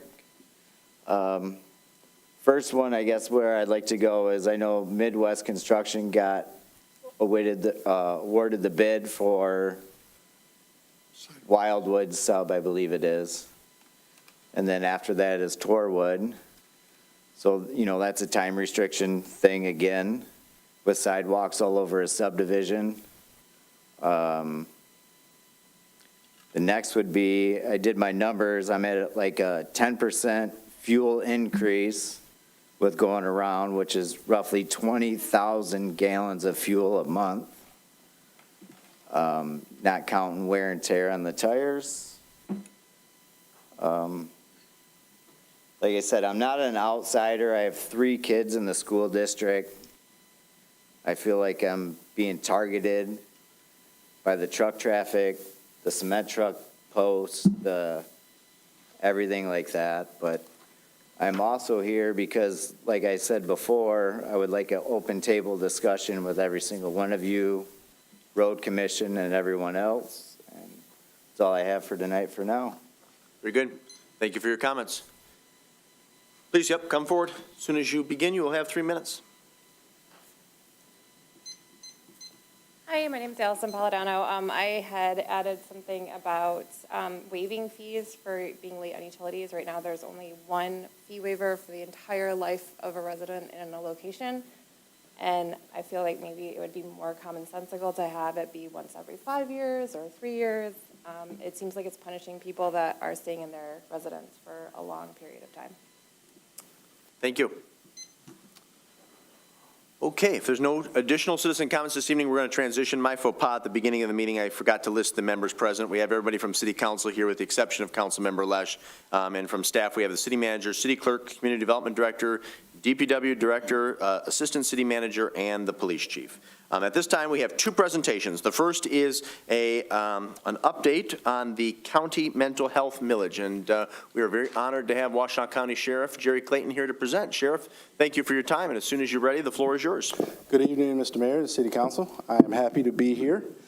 I know that there's been questions, and I guess the way I wanted to start is I don't need to do a formal presentation, do I? I think most of you had questions. I want to make sure that your questions get answered. I can give you a brief overview. Why don't you do a brief overview, All right. primarily for the public's benefit and those who may be watching at home? Sure. So back in 2018, the Board of Commissioners put forth for a vote for the county voters a public safety mental health millage. Let me step back a little bit farther. We know that for jurisdictions that do not have their own police departments, that they have the option of contracting police services with the Sheriff's Office. It's a 3-party agreement, the county, the Sheriff's Office, and that respective jurisdiction. When I took office in 2009, I think there were lawsuits. There were a number of things going on in terms of the makeup of that contracting architecture. At the same time, the board had put in place what's called the Public Safety Services Committee. We all got together and we put an architecture in place for what was called a police services unit. So each contracting jurisdiction can contract for a police services unit. It is more than just a deputy sheriff. It's a deputy sheriff and everything that goes to support that deputy sheriff delivering services to that respective contracting community. Now, when you look at the price, and everybody looks at the price, holy cow, a deputy sheriff now makes about $175,000. No, they don't. I don't make $175,000. It is everything that goes into it. So within the architecture, there was a cost, the cost that it required for us to deliver the service, and the price that we're going to charge the respective jurisdictions, understanding that they could not afford it all. So the county, for a long period of time, was subsidizing that difference to the tune of just under $3 million of general fund money. Now, I could look out into the future, and I knew a couple things. That was not sustainable. I know where I live and work. I love Washtenaw County, but it is not a pro-rah-rah police county, especially when you look at it in its larger architecture. And I knew that the board was not going to continue to subsidize that difference, that when it came down to it and they had to make a choice between police services or some human services entity, they were going to opt for that. And at some point, what was going to happen is jurisdictions would have 1 or 2 choices. They would either have to go out and start their own police agency, or they'd have to pay full cost. Neither one of those were acceptable to a lot of our contracting partners because they just can't afford it. Fast forward now to a millage. We've been working on it since 2014, and at the same time, we started to see the uprise in mental health issues, behavioral health issues. CMH was facing its own budgetary challenges, so it made sense for us because when we think about behavioral health disorders, when we think about responding to crisis in community, those two are just inextricably connected. Oftentimes, we go to calls, Jack is a former police officer and other folks know, there's two dimensions that we look at. The risk or the level of dangerousness of that situation and the need. What is the psychological, physiological, or emotional requirement for that person at that time? It's very rarely one or the other. Oftentimes it's both. And what we've seen, especially post-COVID, we've seen more situations where the need was as high as the risk. So we wanted to make sure that if you're going to fund something at a countywide level, let's make sure we hit two important areas, public safety and community wellness. And that really was the basis for the millage. The other thing we knew, quite frankly, let's just be honest, jurisdictions like yours that have your own police department, you have to wonder, what's the value of us supporting that? And I'll talk a little bit more about that in a few minutes. But one of the ways that we constructed the millage is 38% of the millage funds that come in go to the sheriff's office to fund public safety services. I'll talk a little bit about that. 38% goes to CMH to fund mental health services. Now, what I'll talk about is we've actually blended a lot of that money in between CMH and the sheriff's office. The remaining percentage goes to jurisdictions that have their own police agencies. It comes based on a formula of population, taxable value. So Saline gets a certain portion. We also know that the law made it so the county could not dictate to those respective jurisdictions how you spend the money. In Ann Arbor, they choose to spend it one way, you choose to spend it in another way. So that's all part of the millage. When you combine all that, we get the total amount of the millage. So, Sheriff, how have we spent the money? Let me talk about it just from a police services standpoint. So now we have received those dollars since 2018. 45% of the dollars that have been collected as a result of the public safety mental health millage has gone towards supporting police services contracts. So that's a little over $14 million. So over the years, those increases have increased. So year to year, we charge more for those contracts, but the subsidy continues to grow. So it's about $3.5 million now that we use to subsidize those contracts. 17% of the millage dollars, about $5 million, has gone towards this intersection of mental health and public safety. So let me talk about one specific program that, quite frankly, Saline, the folks in Saline will now enjoy. We piloted what's called a co-response unit. So we put a seasoned deputy and a master's level clinician in the car together. And if I'm going too deep into this, just tell me, Jerry, just speed up. But here's why this is important. I've always advocated for this continuum of community responders. All this conversation about unarmed response and all this stuff, listen, we're missing the point. There's already unarmed response, right? And all the folks that talk about, well, we want to keep unarmed response separate from the police are making a drastic error because the situations aren't separate. I talked about risk and need. So think about the continuum this way. We have police-only response because the situation that's reported to dispatch is a high level of risk with minimal need has been articulated. Now, when they get to the scene, it might be different. Again, police professionals know what's called into dispatch and what actually gets finalized oftentimes is not the same thing. So then you have police-only response. Then community mental health has a 24-hour line.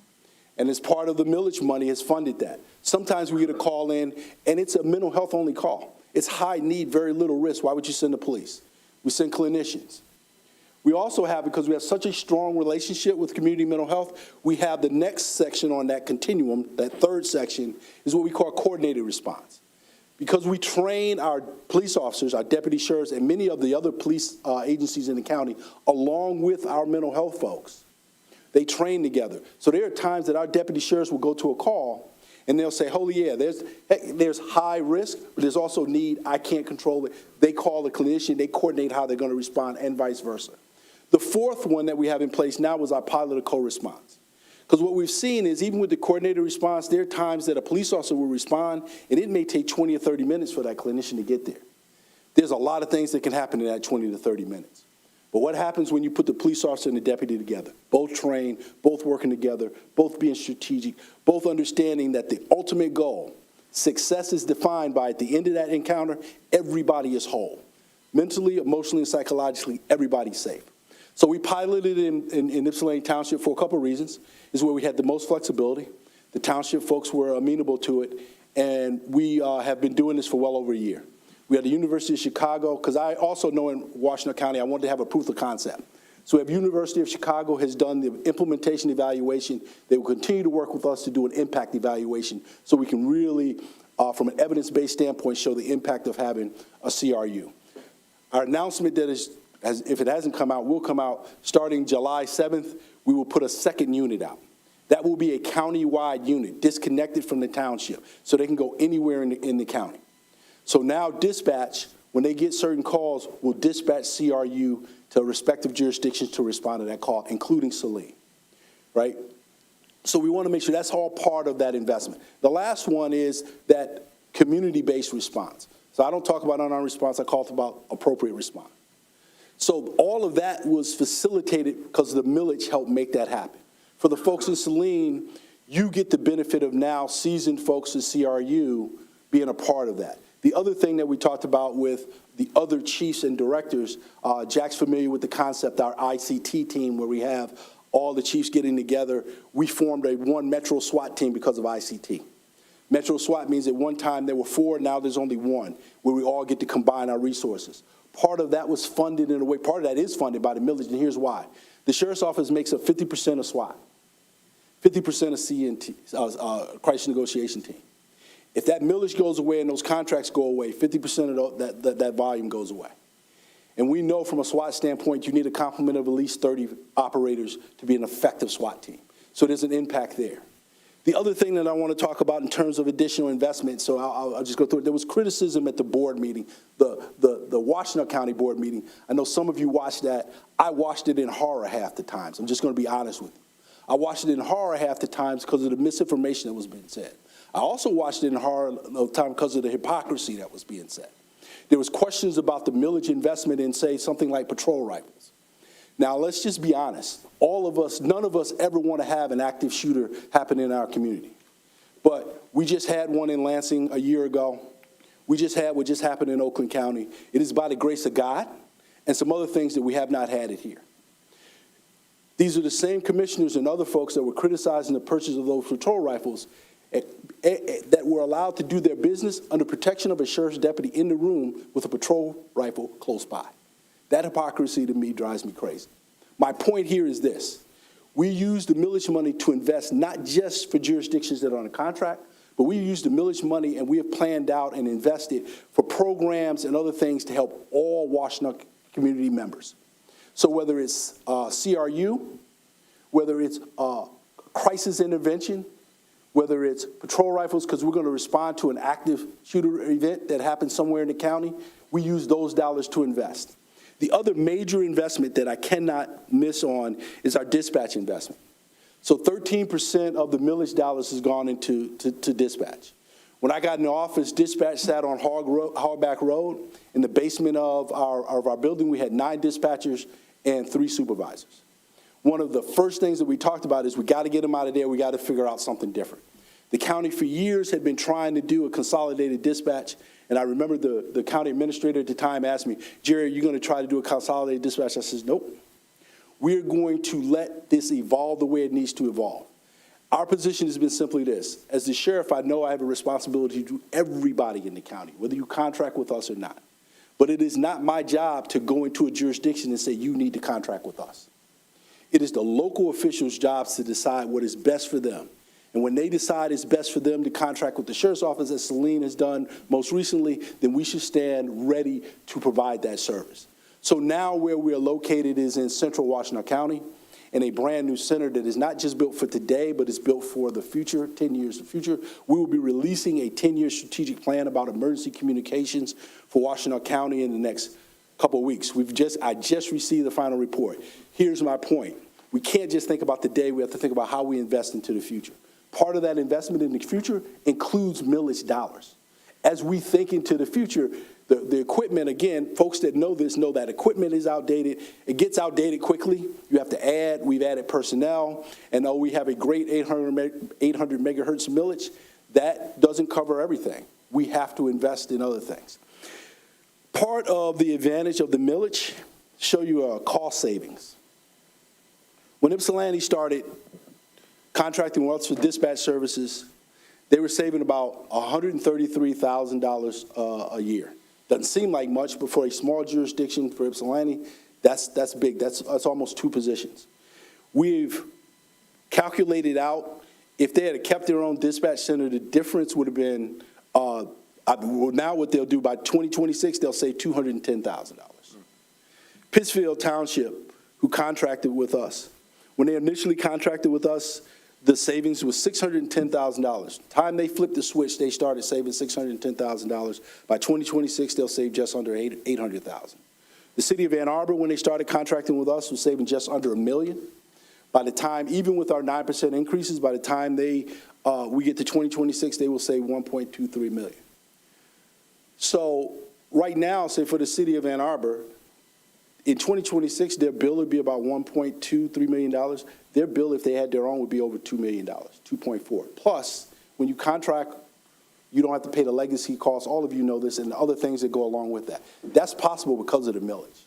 So there's all these hidden things, or not so hidden, these subtle things that people are not paying attention to that the millage takes care of, that if that millage isn't there anymore, who's going to fill that difference? I say this to all the jurisdictions, including Saline, who get some of that money, not asking you how you invest it. But if it is no longer there, then you have to make a decision. Whatever we've invested in, does that program continue because we redirect some of our general fund money to continue to fund it, or does that program go away? Because if the millage doesn't pass, that money goes away, but the programming you've put in place, does it stay or does it go? Everybody's got to make that decision. My comment to the commissioners was simply this, when they were debating whether they were going to put the millage up for vote. If you don't put it up for vote, you better have a plan B. And I said that to Washtenaw County. You don't pass this millage, you better have a plan B. Not just for Washtenaw County Sheriff's Office, but for Washtenaw County in general. We have a responsibility around wellness and safety. It requires investment. And I take issue with anyone that says that from a sheriff's office perspective or even mental health perspective, we've mismanaged that money. We have mismanaged a dime. When people asked about, well, you got a fund balance of $8 million. Well, we had COVID. All of you know about COVID. All the plans that we had, we stalled. If I was irresponsible, we'd have found other ways to spend that money. We did not. Every dime is taxpayer dollars, and we take it seriously. We held that money and put plans in place, and when it was time, we executed. Now those dollars are being spent. We don't waste, we don't redirect, we don't spend money in areas that was not allocated by the people. Everything is open book. You want to know how we spent the money, we'll tell you how to spend the money. A couple things we'll add on. We've also increased, we've got a hazmat allocation. So there's a hazmat team that was struggling a little bit with money. So now we've entered into an agreement with them where we give them, I think it's $150,000, I think it's annually, but I can get the specific money to help them because they have tremendous equipment costs and no structural funding to pay for a lot of that. So it made sense because it still is under public safety to invest there. We invest in Avalon Housing. We invest in Avalon Housing to the tune of, I believe, $250,000, and here's why. For $250,000, they can rapid rehouse 10 people.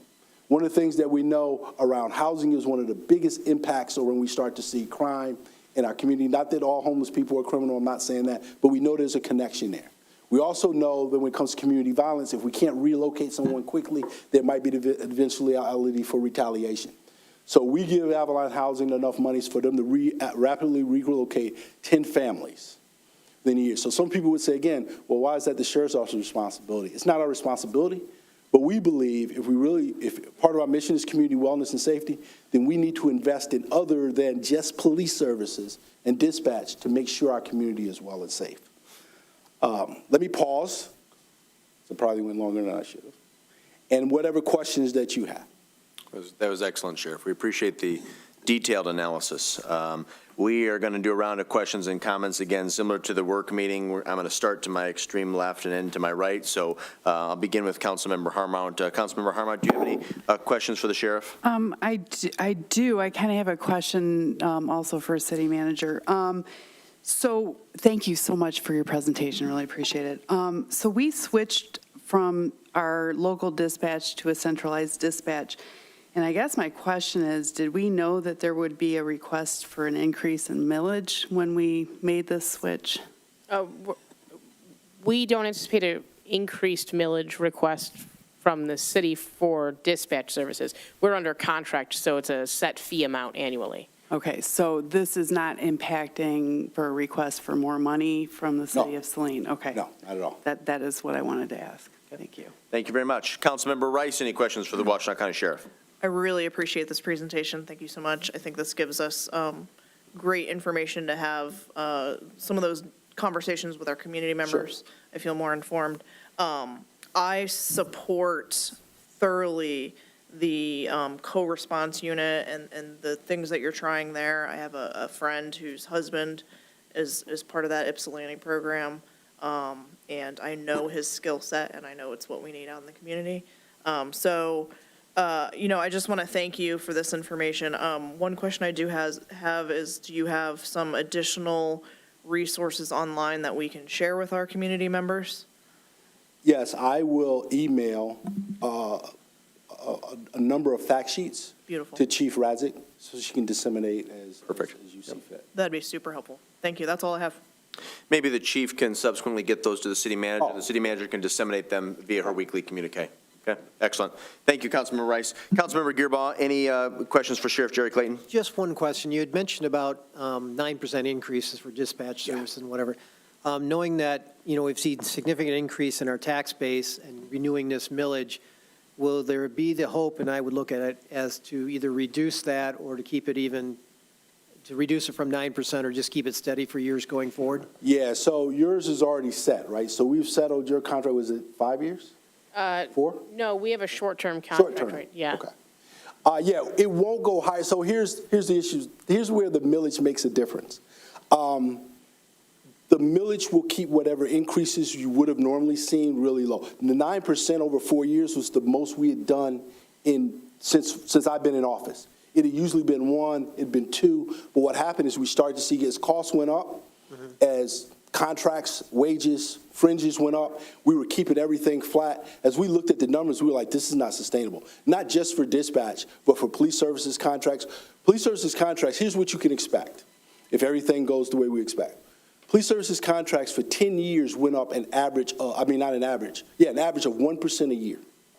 1% a year for 10 years is less than the cost of living, less than wages, and less than everything else. And the millage helped us keep that down. We just hit, post-COVID, everything just exploded. All costs exploded. But yes, what you can expect from the millage is to keep the cost much lower than it would be if the millage wasn't there. I can't promise that you won't have any increases. I can't promise anything because I'm gone in 6 months. But I can promise you this. The county has been very sensitive to the fact that for our contracting partners, you contract with us for 2 reasons. For services and because it's the most efficient way to get those services. So we're mindful of keeping those costs low. Okay, great. Because for me, it really is a significant component of that millage that's kept by the county should help to offset that Without a doubt. aspect because we're paying for a lot of services that That's right. are no longer needed because we're double taxation on that. So thank you. I appreciate your presentation tonight, and hopefully you'll receive good news on your millage renewal. So thank you. Thank you. I appreciate it. Thank you, Mr. Gearbaugh. Mayor Pro Tem Dillon, any questions for the Washtenaw County Sheriff? Sheriff, thank you so much for being here and taking the time. There were a lot of questions surrounding a lot of the conversations that were happening at the commissioners' meeting, so I appreciate you coming here and sort of clarifying a lot of the issues. Sort of, tagging on to Mr. Gearbaugh's thing, you had mentioned that it's a 13% allocation for dispatch. And so with so many communities now utilizing your service, do you feel as though that number should be increased at some point, that it should be, instead of 13, maybe 15 or 17% to make sure that you're having microphone? Try using a different microphone. They're all doing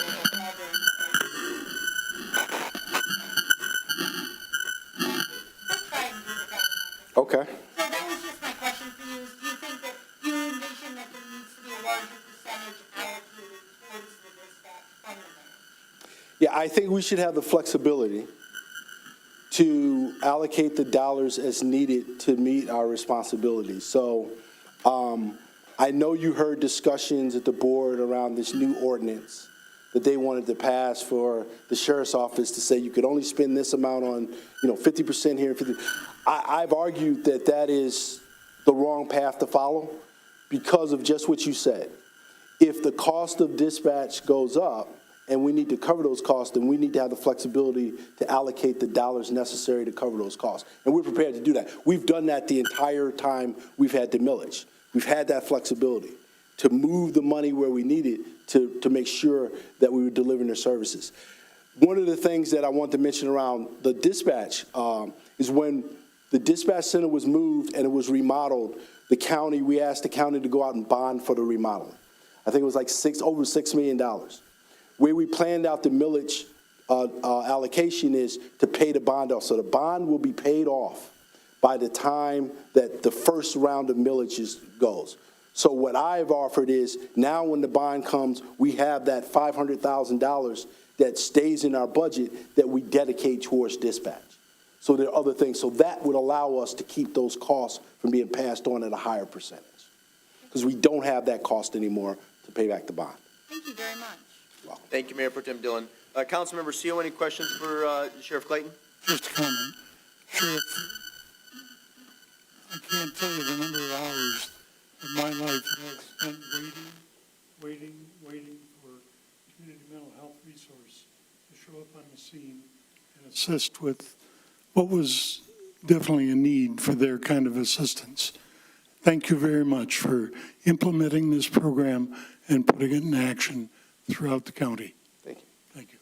I appreciate that. I'll just say I appreciate that because I know Jack is experienced in this space, so he knows what's needed. He knows all things. And coming from an era where we know that was never, ever possible, I appreciate that comment. Thank you. Sheriff, again, on behalf of myself and all my colleagues, we appreciate the time this evening. The information is very helpful. We'll look forward to an email via Chief Radzik to the city manager so we can disseminate some information to our constituents. Let me just end by saying, because you noted it at the tail end of your remarks, you will be leaving office in six months, and it has been an extraordinary 16-year tenure as our elected sheriff, and you have done some phenomenal things, and Saline and the county have benefited from your leadership, so thank you very much. Thank you. I appreciate it. I appreciate all of your service. And I was told to come try to get as close as I can to being as dapper as the mayor. I know I fell a little short, but I tried to represent as best I could. You always look good. All right. Thank well, you so my friend. much. Yep. And again, if there's anything else, I know someone will reach out and will provide the information. Absolutely. Thank you, Sheriff. Have a wonderful evening. Okay, we are going to transition then to our second presentation, which is my charter-sanctioned State of the City address. My friends, good evening.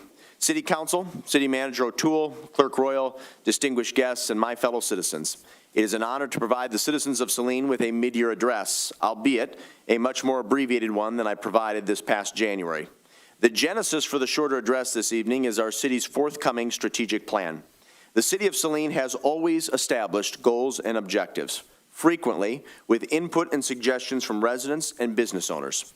However, the process we initiated in February of 2023 is by far the most thorough, thoughtful, and comprehensive in our city's history.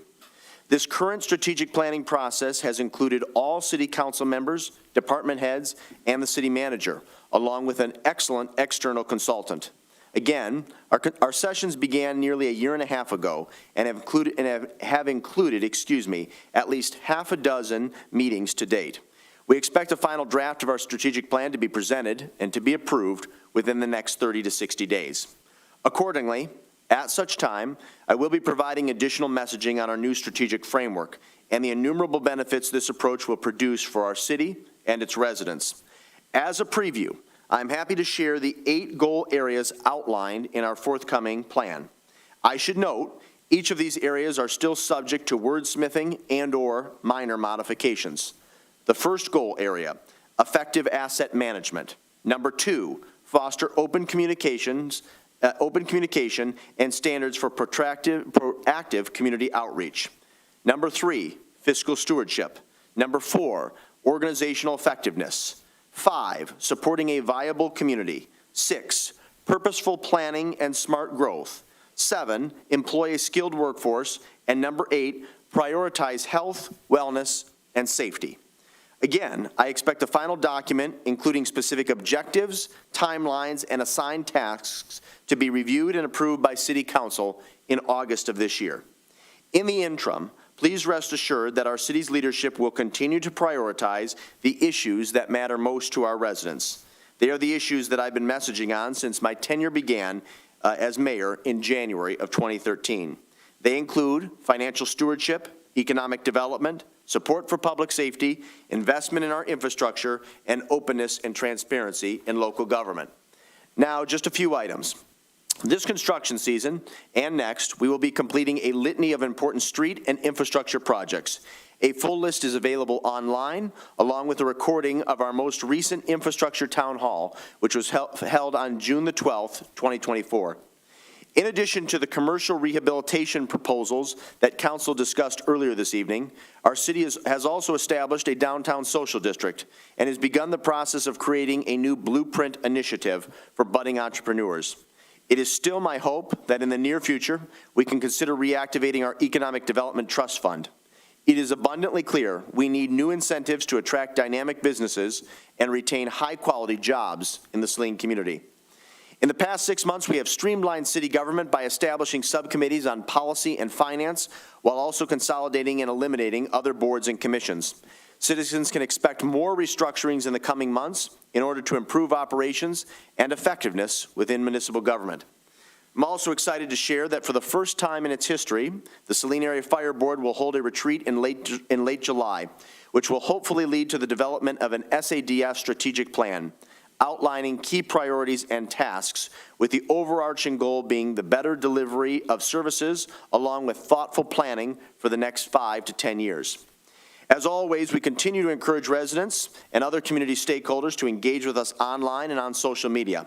Please sign up for our DPW newsletter, HOA updates, the 411 text message initiative, and please utilize our online reporting tool when deemed appropriate.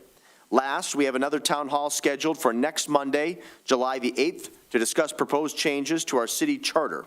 This event will begin at 5:30 p.m., and all are welcome. It will also be live streamed and recorded for those who are unable to attend in person. Once again, I will have more details to share in a month's time. Let me end by acknowledging the years of service and the innumerable contributions made by my council colleagues, Mayor Pro Tem Janet Dillon, council members Jack Seo, Dean Gearbaugh, Jen Harmont, Chuck Lesh, and Nicole Rice. Also, sincerest thanks to our very dedicated staff. They care deeply for this community and provide exceptional service to our residents on a daily basis. On behalf of council, we thank each of you. Our community would not be the world-class city it is without your commitment and contributions. I've said it before, Saline is a very special place, and it's worth fighting for. There's no doubt in my mind, I continue to believe our best days are yet to come. Thank you, may God bless you, and God bless Saline. We proceed now to the consent agenda. The following consent agenda will normally be adopted without discussion. However, at the request of any citizen or council member, any item may be removed from the consent agenda for council discussion. Moved as distributed. Move to approve as distributed by Councilmember Seo. Is there a second? Second. Seconded by Mayor Pro Tem Dillon. Hearing no discussion, all those in favor of approving the consent agenda signify by saying aye. Aye. Opposed, say nay. Ayes have it, the motion carries unanimously. We move on to unfinished business. Agenda item 24-98, South Ann Arbor Street traffic. This will be a motion to acknowledge receipt of the memo from City Manager O'Toole. Move to acknowledge. Moved by Gearbaugh to acknowledge receipt. Is there a second? Second. Seconded by Harmount. City Manager O'Toole, the floor is yours. Thank you. At a previous meeting of City Council, staff was given direction to solicit services from TIA, our traffic engineers, to look at truck restrictions on South Ann Arbor Street and North Ann Arbor Street. The recommendation of that study is, regardless of restrictions, one, to increase selective enforcement if we want to maintain a speed limit of 25 miles per hour in certain sections of that, and two, to consider traffic calming through new lane striping, which is a plan that city staff is already moving forward with. If we do retain some degree of restrictions, there's also the recommendation to improve the existing signage. The study did not have any specific restrictions for North Ann Arbor Street because they did not cite any preceding reason for a weight limit-based restriction. Staff has also had the opportunity within this time to look at the construction of both South and North Ann Arbor Street and determine they're both built to a major road standard, which means they are capable of handling truck traffic.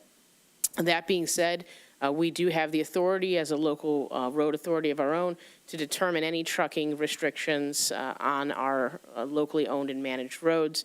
And so if at this time council would like to reach some consensus or direction, provide direction to staff on whether to retain the existing restrictions, ease those restrictions, or eliminate those restrictions, we would be happy to take that feedback into a future plan. Very good.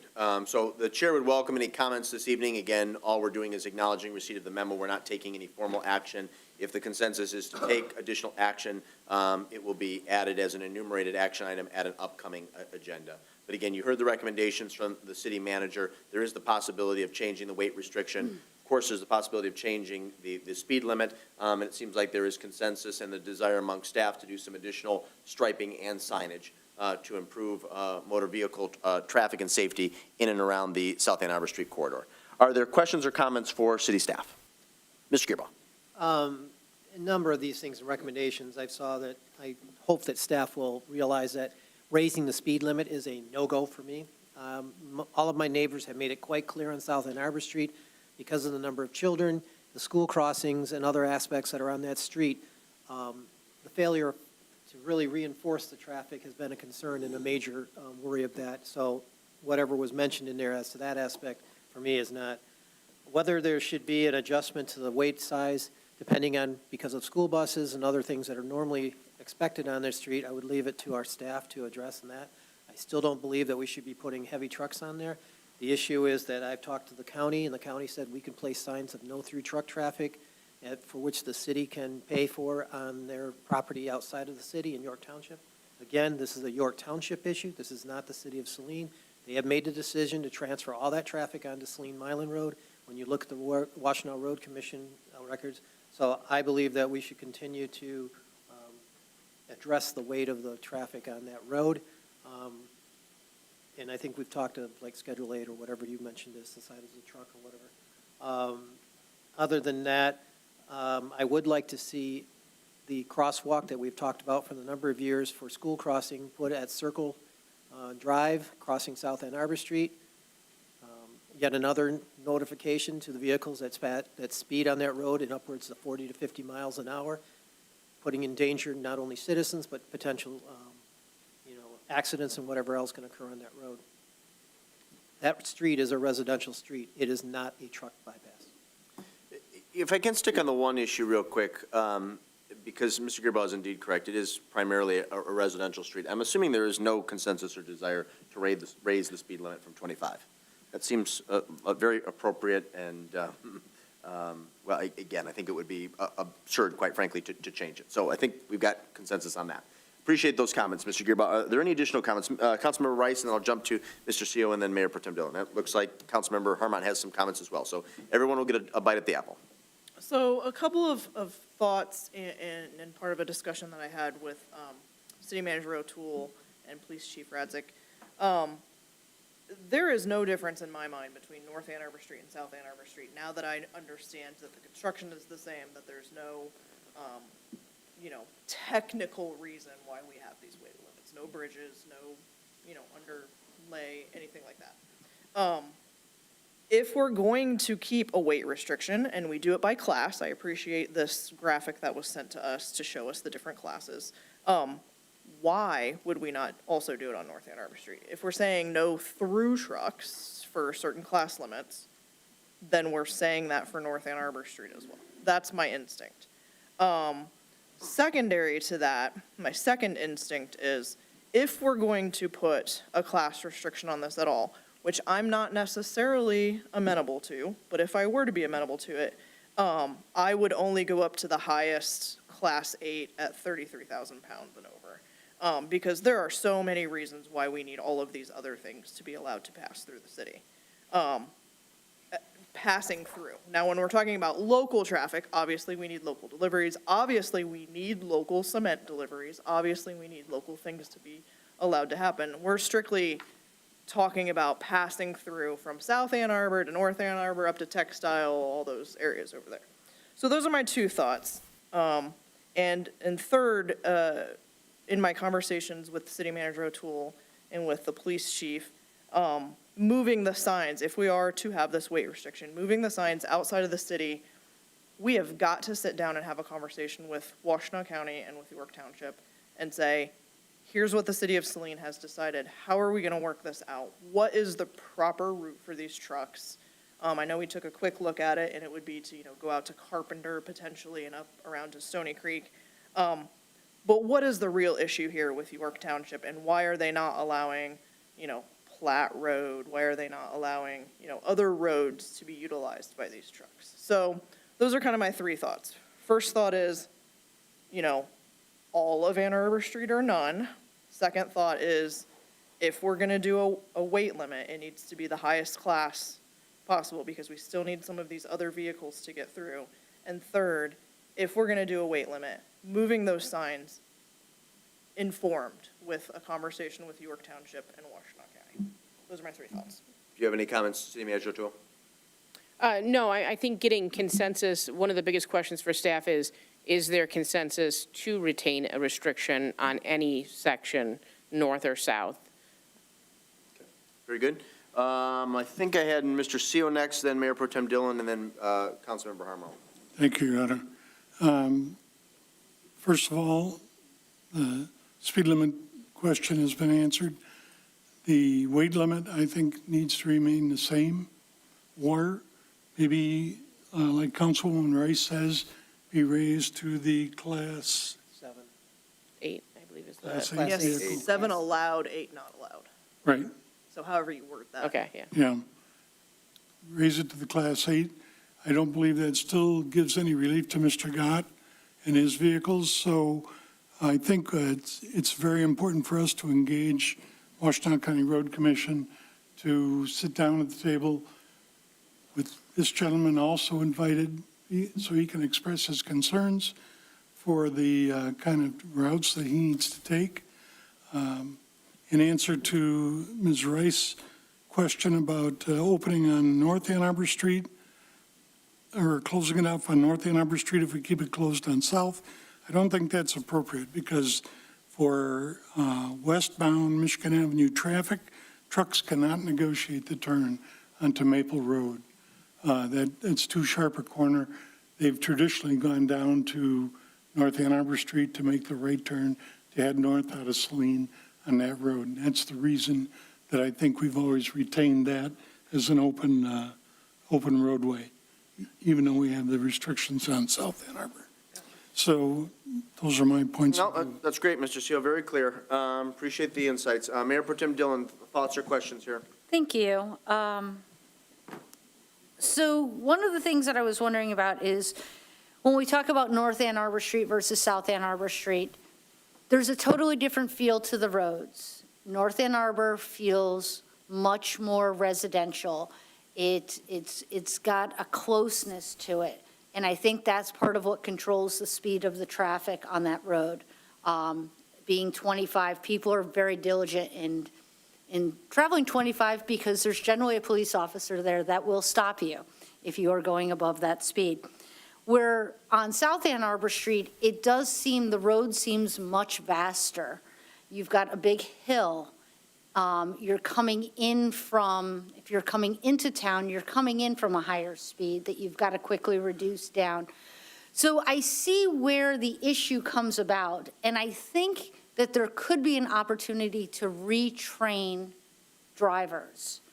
Whether, we've talked about traffic calming, I've talked about this for a very long time, whether it's just bike lanes, but I understand that we cannot put speed bumps in, but we can put in traffic calming speed bumps that are like artificial. They're just sort of illusions.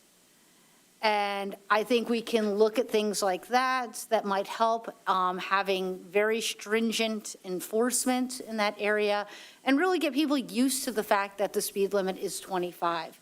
And hopefully at that point, we can sort of all live together and make that work. But the bigger picture is that as a community, we need to identify what our truck routes are.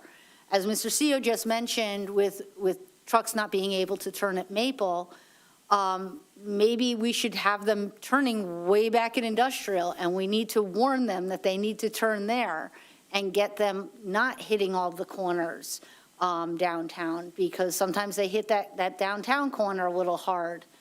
And so I think that we just need to look at bigger picture and do some planning, and there definitely needs to be a conversation including other municipalities and the road commission. Okay, thank you very much. Appreciate it. Councilmember Harmount? Yeah, thank you.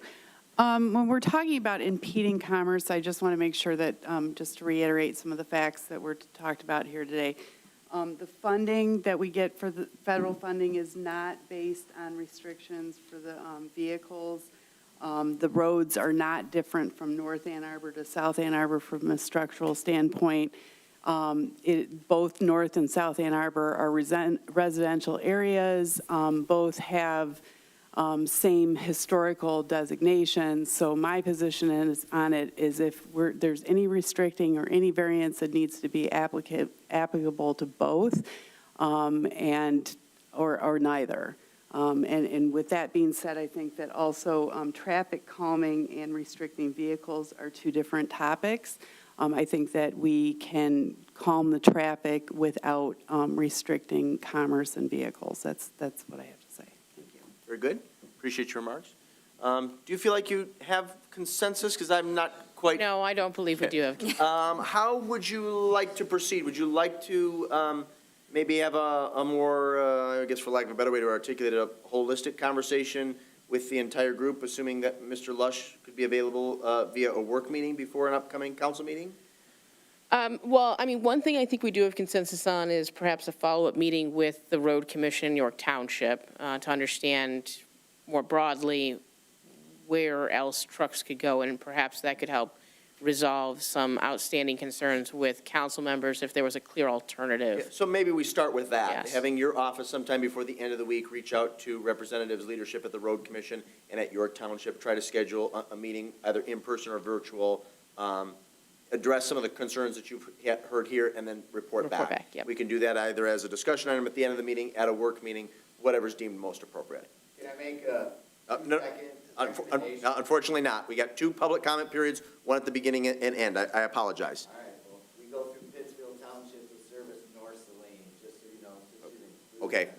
Appreciate it, but we can't have any interruptions during our deliberations. Thank you, though. Does that sound reasonable to you? Yes. Okay. Additional questions, comments from the dais? No? Okay. Any discussion then on the motion? We do have a motion on the floor moved by Gearboss, seconded by Harmount, simply to acknowledge. All those in favor signify by saying aye. Aye. Opposed, say nay. Ayes have it, and the motion carries unanimously. Thank you very much. We're going to move on to unfinished business item 24-124, Liebherr IFT request. This will be a motion to acknowledge receipt of the memo from City Manager O'Toole and to adopt or not to adopt resolution number 24-124 for an industrial facility tax exemption for Liebherr Aerospace Saline on real property for a term of 7 years. Move to acknowledge and adopt. Moved by CO to acknowledge and to adopt. Gearboss, you're comfortable with that? Yep. Okay. City Manager O'Toole, would you like to begin? Yes, so at our previous city council meeting, we hosted a public hearing where I outlined some of the criteria that we use to determine the suitability for this industrial facilities tax exemption. We do believe that the Liebherr Saline project meets the criteria based on the public benefit that it provides, the economic feasibility of the project, job creation, and the total private investment that is anticipated. And based on the city's guidelines, we have a standard formula table that we use to determine how we recommend. Staff is recommending a 7-year abatement.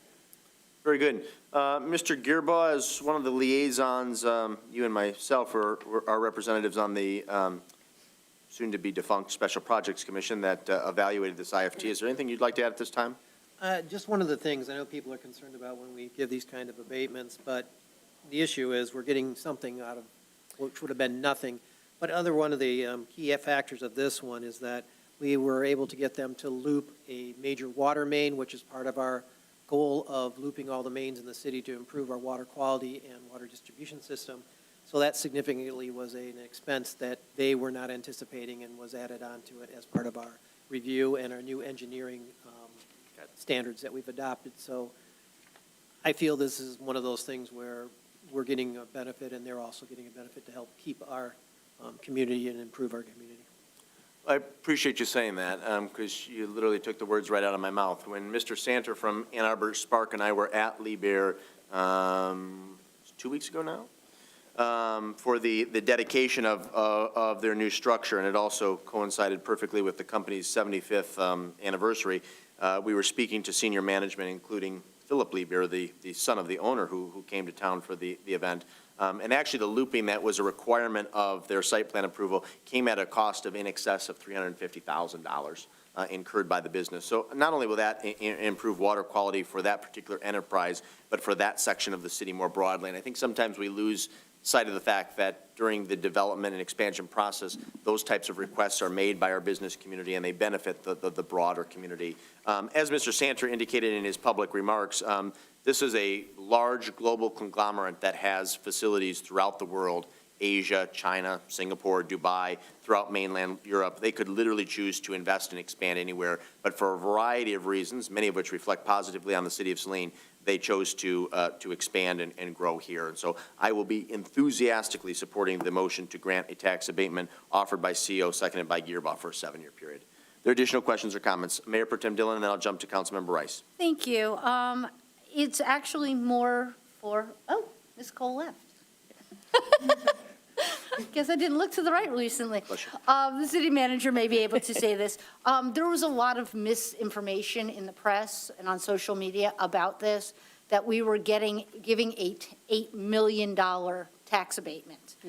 And although we tried to correct that, can you state actually what the dollar amount is for the city? Sure. So we have to base this on an estimate of what we believe the new property will be valued at, because again, the abatement can only be on the new property. So you have to create something to get the incentive.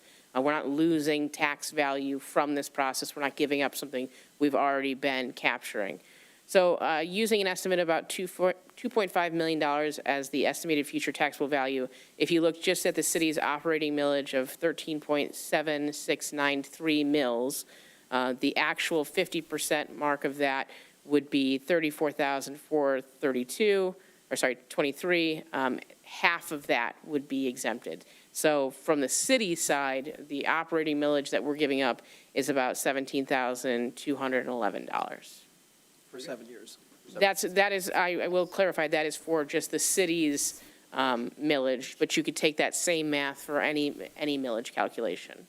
Thank you very much for that clarification. And I absolutely support this. I do want to just make one statement that I will continue to ask that anytime we have any sort of site plan review or any kind of rehabilitation, reinvestment, and we look at site plans, that we absolutely need to make sure that sidewalks are a part of it.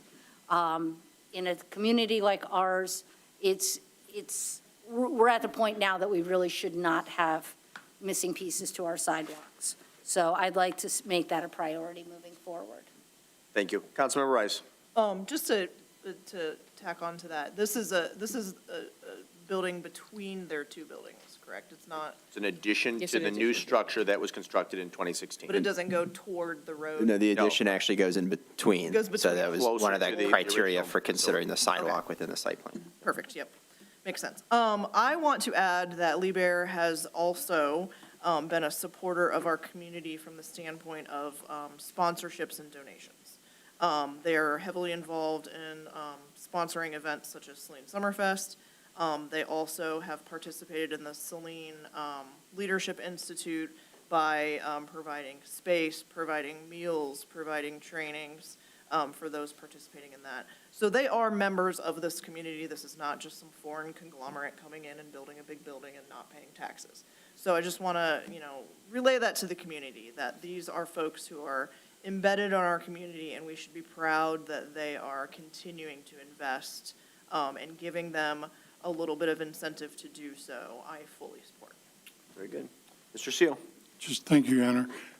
The other thing I want to remark on is that Lee Bear has also been very instrumental in our sister city relationship with Lindenberg, Germany.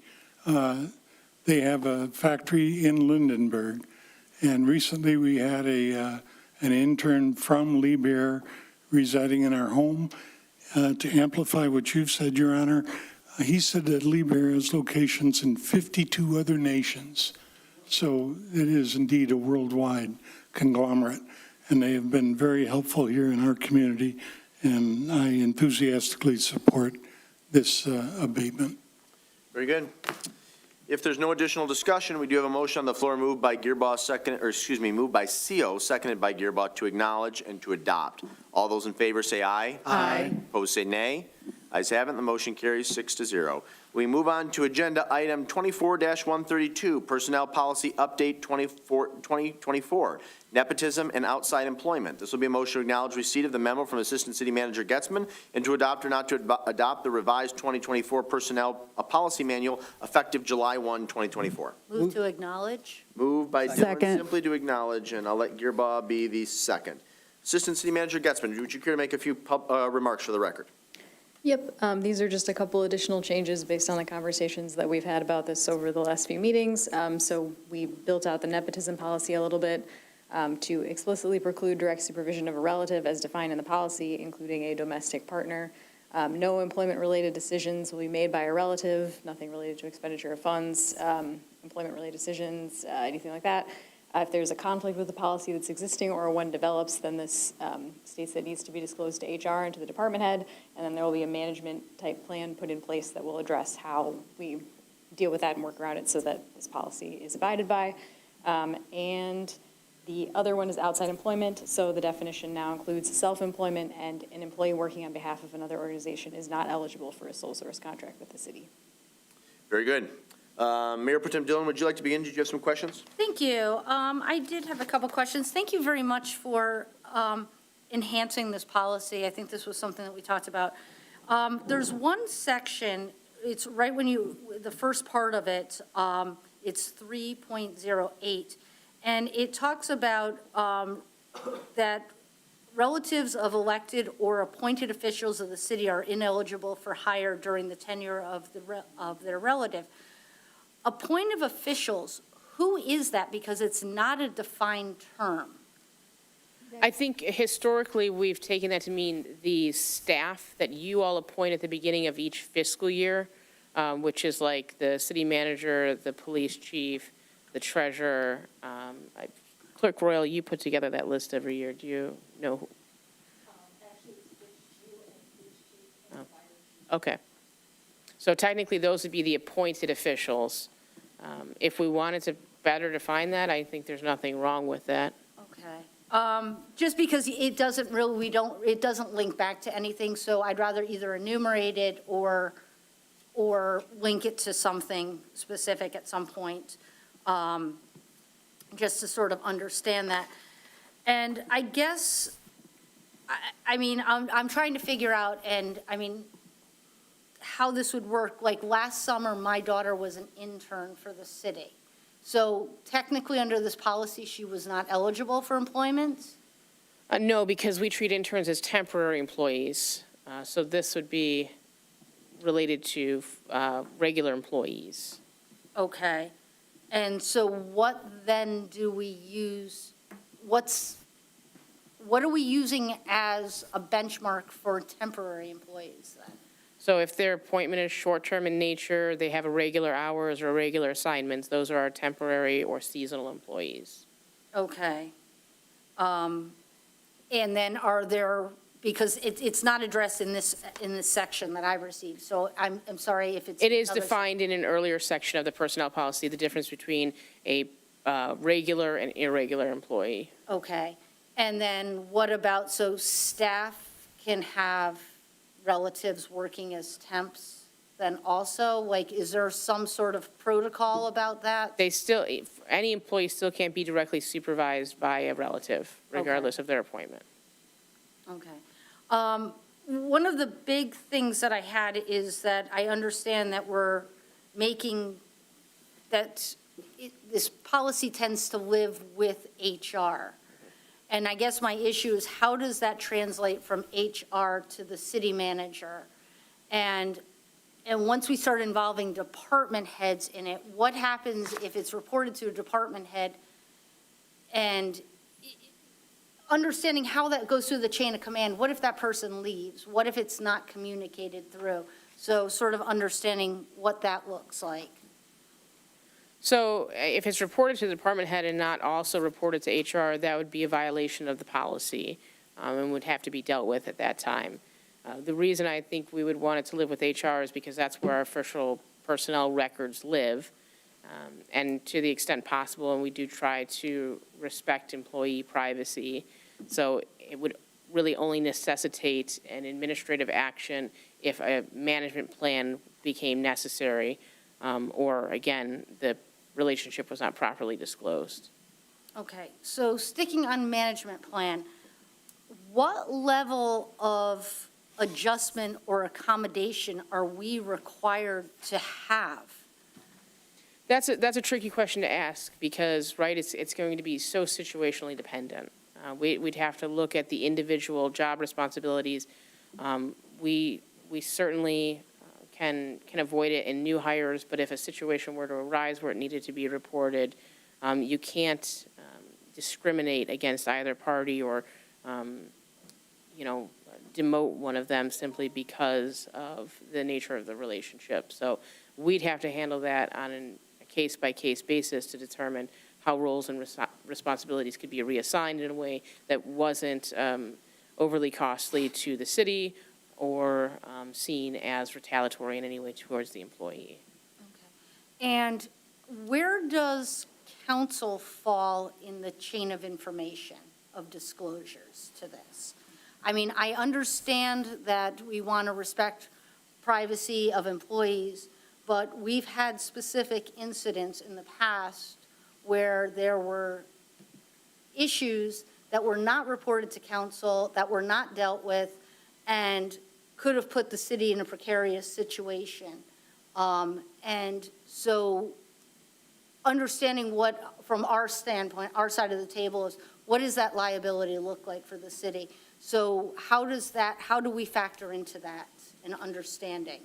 So there are strict rules regarding personal information with employees. It is not a matter of public policy when an individual employee is reprimanded or there's a policy or, I guess, a personnel policy violation. What I would say the line becomes where it presents, as you stated, a direct risk or potential liability to the city as a whole. That is when it would be the responsibility of human resources to inform the city manager and the city manager to inform the city council that a risk presents itself and the strategy for risk reduction. Okay. Thank you very much. I will yield the floor to others at this time. Are there additional questions for the Assistant City Manager? I have a Councilmember question. Harmon? Yes, I have a question. What was the time period as far as when they had to disclose? Let's say a relationship develops, when do they have to disclose that? Because I don't see that. I know that came up in last meeting. I didn't see that. Yeah, that's defined. fair. I don't know that we specifically addressed that. Did I miss that? I think that that should be defined personally. Thank you for that, Councilmember Harmon. Additional questions or comments? Mr. Gearbaugh? When you mentioned that this doesn't necessarily apply to temps in terms of, except on how you would set their oversight up, are all of our applications now currently asking the question, including temps and? Yeah, it's on the general city application, so anyone who's applying, I mean, regardless of whether the position is temporary or part-time, they're all going to answer that question. So interns, temps, anything Yeah, that we hire, everyone's that we filling pay out. them, Yeah. we'll have to fill that out. It's part of So that that's the disclosure UKG that should process. occur at that point. Yep. So if we find out after that, then that would be the issue. Yeah. Okay. Because that's my concern. We had that situation where it seemed like everybody else was hiring Yep. their own relative. And then the other one, I know my concern has always been and will always be the ability for disclosure to council, that something needs to be maintained internally that, if need be, would be able to be disclosed to the city manager, and that manager could sit down with, or the council member could sit down with the city manager if they wanted to review that out of concern. I just have these issues with check and balances, so whatever is managed, my concern again falls back to those temps, because in my recent years, I've seen a number of hires that not only temps, but issues with permanent people that have been hired that were relatives that, I don't know, were never disclosed to the council, which I felt was very much a disservice to the organization. So other than that, I'm glad that this is moving forward. I do know Ms. Dillon mentioned something that I would like to follow up on, which was, I guess it is that disclosure that somehow, when you mention public records, I do know that city does go under a different type of FOIA approach, so we need to be careful. And I know privacy, but there's also issues regarding FOIA, so some of this stuff and information is available. I just want to make sure that it's not held back from council, even though council has the ability to see it. So, thank you. Any additional questions from the dais? All right, we have a motion. Thank you, Assistant City Manager Getzman. We have a motion on the floor simply to acknowledge receipt. All those in favor signify by saying aye. Aye. Opposed, say nay. Ayes have it, the motion carries unanimously. What's your pleasure? You can move to adopt, not to adopt, or postpone to a date certain. I'll move to adopt. Moved second. by Rice to adopt, and seconded by Seal. Is there any additional discussion? Would there be verbiage added about? Yeah, I would say if you'd disclosing? like to make an amendment Yeah. to add the verbiage to identify a reasonable timeline for Yeah. reporting. Yes. With it, what's a typical reasonable timeline for disclosing types of things like that? 30 days, 60 days? I mean, 90 days? like 30. I think 30 would be, Yeah, okay. yeah, So- more than yeah. enough. So, motion to adopt with added language that within 30 days, Relationship is acknowledged. relationship must be disclosed within 30 days. Mr. Seal, are you comfortable with that language? That's fine. Okay. So we do have a slightly revised motion on the floor. Okay. Mr. Just a Gearbaugh? discussion when we talked about the definition of appointment, expanding that. I don't think we're covering it as well as we need to cover. It should be more like department heads or supervisors or. And I agree with you, but I think it's located in another section of the policy, so we'll have to change that section. So I'm going to bring another amendment to you guys Fair to enough. define That's fine, appointed. that's fine. Thank you. Any additional discussion regarding the motion that's on the floor? Everyone's comfortable and clear about what the added language is that was first recommended by Councilmember Harmont, but was included in Councilmember Rice and Councilmember Seal's motion? Yep. Or the motion that's on the floor now, with great respect, it actually doesn't belong to you anymore. I want to be clear on my verbiage, okay? Then we're going to proceed to vote. It's been moved to adopt. All those in favor say aye. Aye. Opposed, say nay. Ayes have it, the motion carries unanimously. We move on to new business item. Thank you, Assistant City Manager. We acknowledge your work on this, and it's much appreciated. We move on to new business item 24-133, authorization for circuit court action. This will be a motion to acknowledge receipt of the memo from Community Development Director Harrington and to authorize or not authorize the city attorney to file a nuisance abatement action against Nam Investments LLC in circuit court if necessary to correct code violations at Thorncrest Estates, 260 to 292 Clark Street, Saline, Michigan, 48176. Move to acknowledge and to authorize. Moved by Gearbox to Second. acknowledge and to authorize, and that was seconded by Harmont. Mr. Harrington, would you like to begin? Yeah, absolutely, and I'll just point out that we have Michael Radzik from Code Enforcement Services, as well as Brandon Boggs, who actually goes into the physical units, and I think will be kind of some powerful testimony this evening about some of the things he's witnessed. Essentially, the city rolled out a rental inspection program in November of 2022, really formally launched and kicked off it in early winter of 2023. It took court order to get Thorncrest Estates to comply and register their properties, and then proceeded to do inspections on those properties in December of last year. After 5 months, we did subsequent re-inspections in May of this year with little to no progress being shown. The violations are not small. They're not a joke. They're very expensive things to fix as well, and they also threaten the tenant's life and safety. So we're looking to potentially, if necessary, take this to the next step and pursue a nuisance abatement against the property. I'd like to be clear that this is not declaring these buildings dangerous or uninhabitable. In fact, it's really trying to remedy that and ensure that someone can step in and install an agent or somebody else through court action to collect rent and fix the issues necessary as identified by our rental inspector. The report is almost 90 pages long for the 120 units on the site. The pictures are ample and included in your packet as well.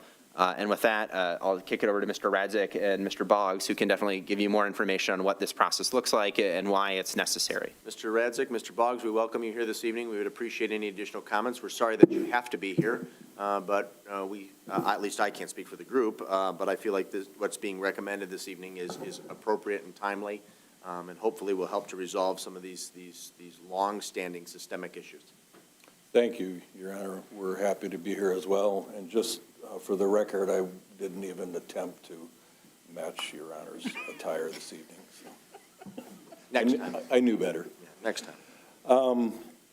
As Mr. Harrington indicated, the City Council made a policy decision quite some time ago to begin inspecting rental housing in the city, to hold owners to a minimum property maintenance standard, not asking them to heavily invest in upgrades, but simply asking them to meet the minimum requirements of the property maintenance code for the health and safety of the people living in these communities and in these single-family homes that are for rent.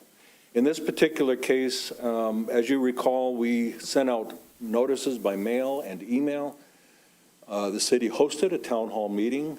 Every landlord was personally invited, including this one. Unfortunately, he and/or representatives did not show up for that town hall meeting. And we had to take them into the district court under a municipal civil infraction in order to get the property owner to just simply register, which is the precursor requirement before we can begin inspections. We did take him to district court. The court ordered him to register, I think, within a 2-week period, and then following that to cooperate with the inspection process. He did not. The city had to spend legal funds with the city attorney to schedule a show cause hearing in front of Judge Frushauer in the district court up the road. As a result of that, the court issued an order and ordered him to then register, which he did. Following the registration, this is Brandon Boggs. He's employed with our company and does all of the rental housing inspections here in the city. I believe, generously offered, we sent Mr. Boggs over there at no cost to the city to walk several buildings and several units with the maintenance staff of the complex in order to give them a firsthand precursor of the types of things that we would be asking them to do and to answer any questions they may have as they prepared for this. The inspections took place in December. It took several days to get through the entire complex. There's 2 different parcels that adjoin. There's a total of 15 buildings, 120 units. I don't know exactly how many city residents live there, but based on the census averages of number of people per household, it's somewhere between 200 and 300, probably around 270 people. That's a lot of city residents that are impacted by the conditions at this property. Brandon walked with the maintenance staff, did a very comprehensive report, took a lot of photographs, issued that report. Because of the nature of the violations and the sheer tremendous volume of violations, we allowed them an extraordinary amount of time to try to come into compliance, about 5 months before we would come back for the first reinspection in an attempt to certify any or all of these buildings or apartment units. I'm going to ask Mr. Boggs to just give you a brief summary of the types of code violations that he encountered when he went back for the reinspection. And you'll hear from him that about a little more than halfway through the reinspection, which, by the way, touched every building and every unit, there wasn't a single space that did not have code violations. I don't want to say he gave up, but he consulted with myself and others and decided he was going to stop because there was virtually very little, if anything, had been done, and it was simply a waste of time and city money at that point. So we stopped. They received a notice of violation, and you have the summary list in your packet. You'll notice everything in red, the first half of it roughly. Everything in black type is what was cited originally. Everything in red is what he had an opportunity to reinspect and was not in compliance.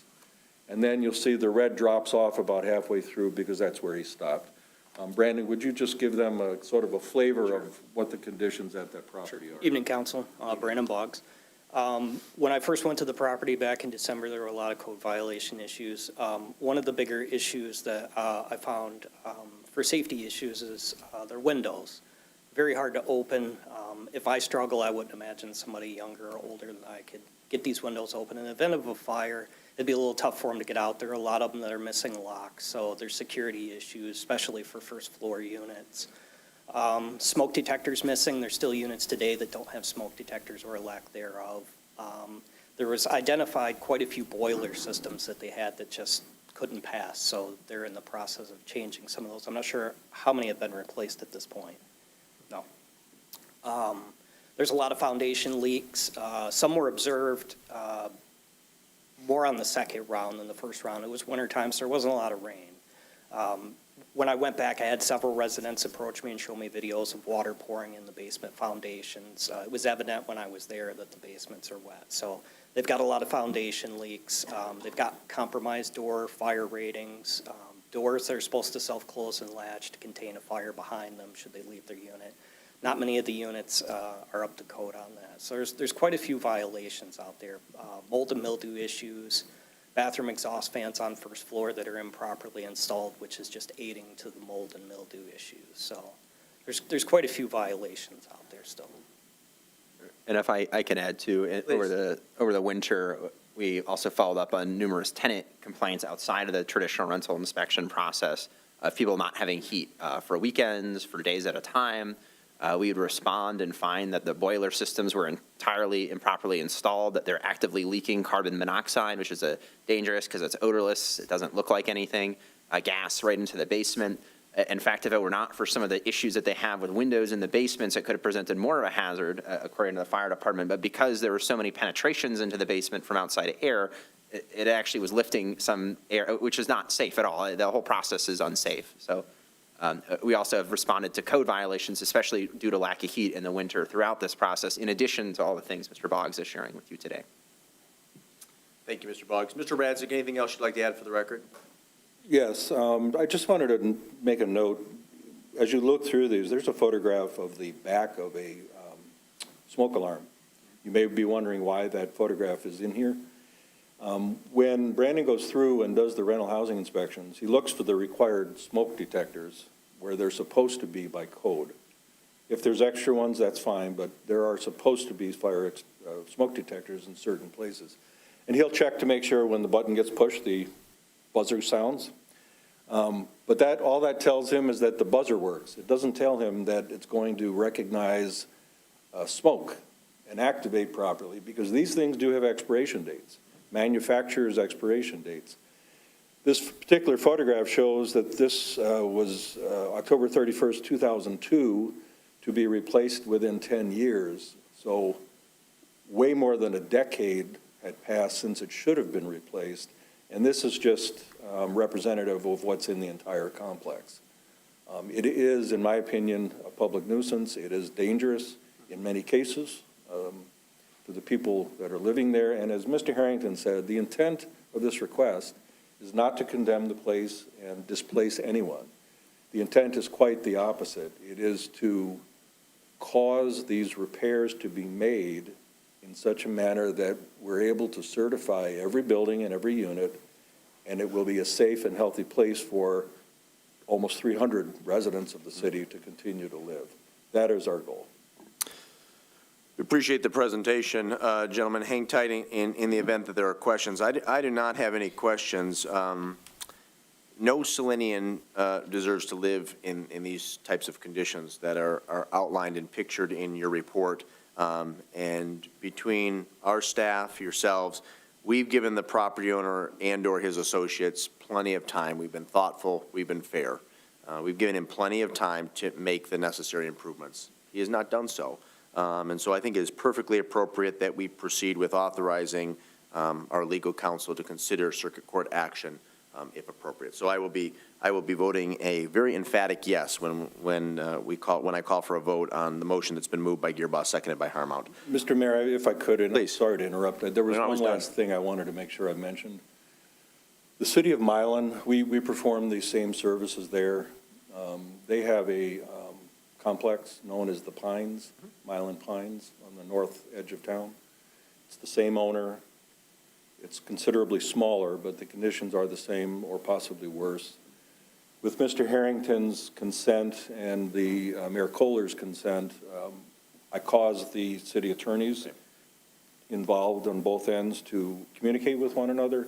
and there is strong interest in Mylan in joining this. However, that would look either separate but concurrent or somehow coordinated to try to get this thing done as quickly and efficiently as possible. No, I think that's great. And I did respond to your email, and I appreciated you facilitating that introduction, that connection. And just for comparison, Six Trails Apartments here in the city is more than 3 times the size, and they are about 90% complete. Excellent. At this point. Good to hear that. Yep. Are there questions for Mr. Harrington, Mr. Boggs, or Mr. Radzik? We'll start with Mr. Gearbaugh, then jump to Council or Mayor Pro Tem Dillon. Can you give a little bit of a timeline and the process now that we move forward with this tonight, if we approve it, what will happen? Yes, in your packet, your prosecuting attorney, Ms. Gabbard, provided what I consider to be an excellent tutorial on this process. So I would refer to that, but I can tell you from experience, having been involved on the plaintiff side in hundreds of these in another jurisdiction, once it's authorized, the authorization, in my opinion, should be to authorize circuit court action only if necessary to achieve the desired goal. In other words, once it's authorized, I think the first step would be for the city's attorney and staff to attempt to organize a meeting with the owner and his representatives. I know he has legal counsel, and get them involved as well, and tell them this is what's been authorized, this is what needs to be done, this is why we're here at this particular point. Is there any hope in engaging in a consent agreement that you would be able to immediately sign off on to avoid the time and the expense to go through the circuit court process? In order to hold their feet to the fire, more or less, you could still file the lawsuit, and immediately then everybody signs a consent order with a very definitive timeline to get these things completed. If that's not possible, then the lawsuit would be filed. Typically, the city would ask the court to, after the presentation of evidence, to declare it a public nuisance, first and foremost, and then to seek relief, and in this case, it's equitable relief. The city's not seeking money damages, as many civil lawsuits do, but seeking equitable relief in the form of making the repairs. And hopefully, the owner would have the ability to do that on a firm timeline that the court would then monitor, and we would hold the person to that timeline. In the worst-case scenario, I've seen cases elsewhere where it just was impossible to achieve, and the court then appointed a third-party independent receiver who's qualified. McKinley did it in a couple of cases I was involved in, and there was other local companies, and they essentially collect the rents and use the rents to make the repairs. And then the end result in terms of possession and ownership is worked out through the court system. And it's really not, the city's not really directly involved in that. So that's kind of the gamut in terms of a timeline. It will be definitely months. I would hope it would be less than a year, but it is a time-consuming process. And and at this point in time, Ed, we have any intervention by the county or by the federal agencies, assuming that some of the payments that have been for, I think, sort of the rents are through federal agencies? The only communication I have personally had has been with Jennifer Hall, the director of Ann Arbor Housing Commission. Ann Arbor Housing has a fair number of portable Section 8 vouchers in use at that facility, as well as the one in Mylan. And they have a keen interest in ensuring the health and safety of their clients. I believe there are other state or federal agencies that provide services, be it mental health or other medical types of services to some folks living there. I would say there are a number of people in that community that are, for lack of a better term, somewhat vulnerable in one way or another, and they require serious protection, and they should be protected. So aside from Ann Arbor Housing, no, I have not had any conversations, but as this thing moves forward, I think we would probably spend more time trying to trigger that and find out what, if any, interest they had. And I doubt any of them would want to join this. However, we would ask for supporting affidavits. Okay, thank you. Yep. Mayor Pro Tem Dillon. Thank you. So I think Mr. Gearbaugh may have just asked my question. which was I was trying to determine whether or not the entity was receiving either county, state, or federal dollars that could hand over into receivership to start, building that fund to repair. At the end of the day, my concern is where do these 300 people stand? We're talking about now up to a year. I mean, we've already had incidents where they didn't have heat, and I feel like they're just sort of the forgotten people in this process. And we're doing what we're supposed to do, but I feel like there needs to be something more that can be done. And from a city standpoint, I don't see that. And I guess I'm just trying to ask, what resources are there at that county level or the state level to help these people find adequate housing? And, because they can't keep living in substandard housing. I completely agree, and unfortunately, I don't have that answer. I do know with portable housing choice vouchers, the client recipient receives the voucher and is free to use it wherever they can find a landlord willing to accept that amount of money in exchange for housing. I don't think they're forced to be placed there, but the advertised rents, at least, I don't know what they collect in rent, but the advertised rents are far below market rate for the city of Saline and Washtenaw County in general. So they may not have a lot of options. Right, and I think that's a big factor to it right now is, unfortunately. And that's why, people have told us when they don't want to report issues because they don't want to draw attention to themselves and be evicted. And so that's been a longstanding issue there. So that's my big concern with that. One of the things when you talked about like the fire doors and things like that, is our fire department involved in that process too? Do they have any sort of seat at the table with this process? No, not with, they're obviously very interested in it. If I recall correctly, these buildings were put up in 1967. I'm not sure what building code they were built under or where the building permits came from, whether it was the city or the county or somewhere else at that point in time. But under today's building codes, this construction would never have been approved. I can guarantee that. Brandon is a licensed mechanical contractor and a mechanical inspector in addition to housing, and he could perhaps give you more information about the fire door situations. And it's not unusual for when he's there, you can imagine people flock to him with anecdotal stories, some of which we've shared them with Mr. Harrington and others, and including, I think he lost count of how many people told him that their rent checks haven't been cashed for months or a year. Like, why? We don't know. Some of the stories I've been given about the rent checks, I've had several tenants tell me that the management companies told them that the reason that they're not cashing the checks is because the city attorney told them they couldn't. And I've had conversations with city staff, and I'm not sure where that came from. That's not true. But that's some of the information that they've been given. As far as the fire doors go, there's quite a few that have hollow core doors, which isn't a security. It is a security issue, also a fire rating issue. Doors are supposed to be able to withstand, if the building had a fire, at least 20 minutes, so they have additional time when that door closes behind them to not compromise the rated stairway for everybody to get out of. So there's quite a few of those doors that have been cited, and I know they said that I believe they're on order, but it's been a long time, and I've yet to see too many of them get put in yet. A lot of the doors need closers on them, so they can close behind them. Quite a few of those still don't even work.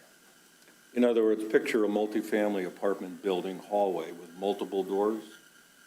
The code, property maintenance code now, requires that they be solid, not hollow, so that there's a blockage of fire for a period of time to enable somebody to escape through a window that hopefully they can get open, if necessary, and that they self-close. In other words, they can't be left standing open, which defeats the purpose of being a fire door. And in many, many cases, it just doesn't exist there. My last question is, are they still able to rent,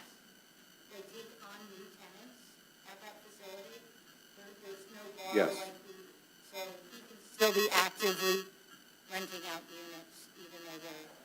Yes, there's no legal authority to intervene in that. It's, yes. Thank you.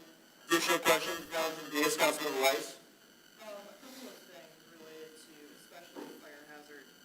I know that there are certain programs throughout the country, and I just did a quick Google. There's a couple of programs in the state of Michigan through both the Red Cross and a program called Michigan Prevention Smoke Alarms. I wonder if, as a city entity, if we can try to get at least smoke alarms for folks. And through the Michigan program and through the Red Cross, they'll actually come in and install them. I don't want to wait a year to fix that problem through litigation. Is there something we can do for things like that immediately? That we can reach out to somebody and say, hey, we've got this problem. We want to remedy at least this one thing immediately. Can we participate in this program? We're somewhat limited, and Mr. Radzic can correct me, because we don't own the property in any way, shape, or form. We could always provide material, but there's no guarantee that tenants would use them or install them. I don't believe we have any right to install them ourselves. I will add that in the last meeting we had with the property owner, we provided some information on programs available, especially through Washtenaw County, because a lot of the issues originally cited related to his boilers. Washtenaw County has a program to help fund those, and in fact, another rental property in Saline took advantage of that. To my knowledge, they have not followed through with that program. They have not taken the offers of assistance or help. I think we would be naive to assume that these problems could be fixed overnight, given the severity and longevity of them. But it does also has not appeared to us, and really why we're pushing this forward for you tonight is because we've tried. We've really tried to give the carrot to achieve compliance, and it has miserably failed, unfortunately. I've made several attempts at requesting Tony Nam meet with me and his officials to discuss some of the items, and if he could give me timelines, and I've been left on read. Rebuffed. Well, I mean, I understand all that. I'm just saying, like, can we pass out smoke alarms? I mean, can we do something? And with that, There are programs that provide can we free give them a smoke flyer alarms. that says if you don't have a working smoke alarm, call this number, because they will literally come in and install it for you. Something along those lines. Just that small extra effort that we can do that's legal, obviously, but, and then secondary to that, can we please keep the fire chief apprised of these these fire issues, just so that they know if there's a call to Thorncrest, this is the potential that could happen here. Yes. In the intermediate. The next thing is there criminal negligence here? Is this beyond the civil case at this point? Is there some criminal negligence going on here with safety issues? I don't feel qualified to give you even an opinion on that. I think the city's attorney, Ms. Gabbard is a former Oakland County prosecuting attorney, and if there is, I'm certain she would be keen on it. Okay, that's good to know. That was it. Any additional questions from the dais? Gentlemen, thank you. Thank Appreciate you, it. Your Honor. Ben, thank you for your work on this. Sorry it had to come to this, but it seems like it's the appropriate and prudent step. Is there any additional discussion on the motion? We have a motion moved by Gearboss, seconded by Harmount, to acknowledge and to authorize. All those in favor signify by saying aye. Aye. Opposed, say nay. Ayes have it, the motion carries unanimously, 6-0. We move on to new business item 24-134, award of concrete sidewalk program bid. This will be a motion to acknowledge receipt of the memo from DPW Director Searles and to award or not to award the bid for concrete sidewalk replacement to Midwest Construction in an amount not to exceed $70,000. Move to acknowledge. Do you want to be the second on that, Mr. Seal? Sure. Okay, so it's been moved by Dylan simply to acknowledge, and that was seconded by CO. Mr. Director Searles, would you like to come to the podium and give a brief overview for the public's benefit? Good evening, Mayor. Good evening, Council. This is basically a little bit of the same thing with the sidewalk program, but a little bit different. Almost all of the dollars that we invest in the sidewalk will go in replacement. It's not going to a consultant firm to back and forth with residents. We have the areas identified. We're going to mirror the road program as closely as possible. We will still be supplying the letters to the residents on the sidewalk that they're responsible to replace. We will be, as we always have, replacing the sidewalk that's related to the city trees and city structures. We are asking council to authorize up to the full amount budgeted because we got such favorable pricing. The estimates that we came up with was around 70,000 for those quantities. And the bids came in, the low bid came in 50, I have it, it's in the letter, 55,640. These are basic sidewalk pours. This isn't complicated. This isn't curb work. This isn't ADA work. The reason we kept it separate is the contractor is also going to honor those prices in a private agreement with our residents for their private needs. Recently, last 4 or 5 years, it's been really hard to get affordable concrete work done at your house. If you don't have a minimum amount, they just don't show up. Some of them are literally $5,000 minimum, or they won't even come out and give you an estimate. So our residents will get mad at me at first, because some of it they're going to have to pay for the sidewalk, but they're also going to get a program. And I've been communicating with HOAs as we've come through this process so that the residents are aware this is coming. Very good. Thank you, DPW Director Searles. Are there questions from the dais? Mayor Pro Tem Dillon? So thank you very much. So I've got kind of a few different questions. So starting with, we're paying for squares that are damaged, that we feel as though the trees caused the damage. Correct. City Correct. trees, city trees. Yes. So then we are replacing, because this was sort of where the kind of plan fell apart in the past.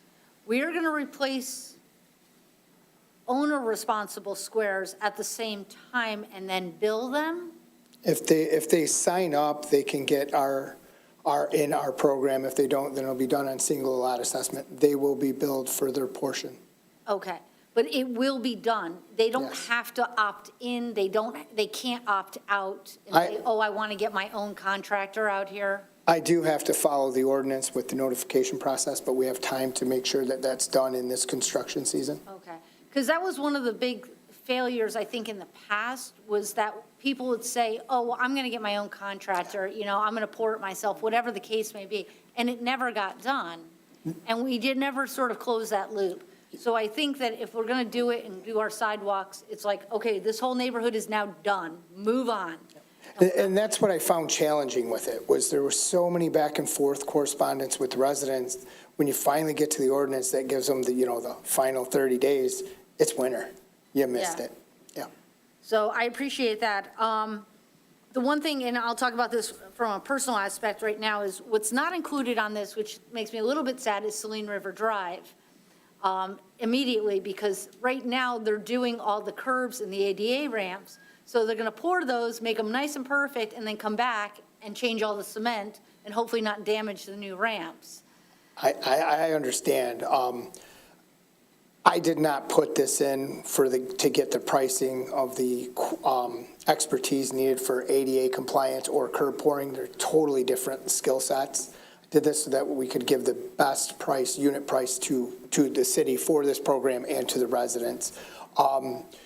We will not. I don't think we're going to damage any new ADA ramps when we come through with the sidewalks. We're going to be very careful. Okay, I appreciate that. And then sort of what is the timeline? So we're talking right now, because we're talking about Wildwood and Torwood. So is that complete? When we're done, every sidewalk in Torwood's going to be walkable, undamaged, ready, set to go. Same with Wildwood. Unless I run out of scope, because it's a not to exceed 70,000, but we should be pretty close. Okay.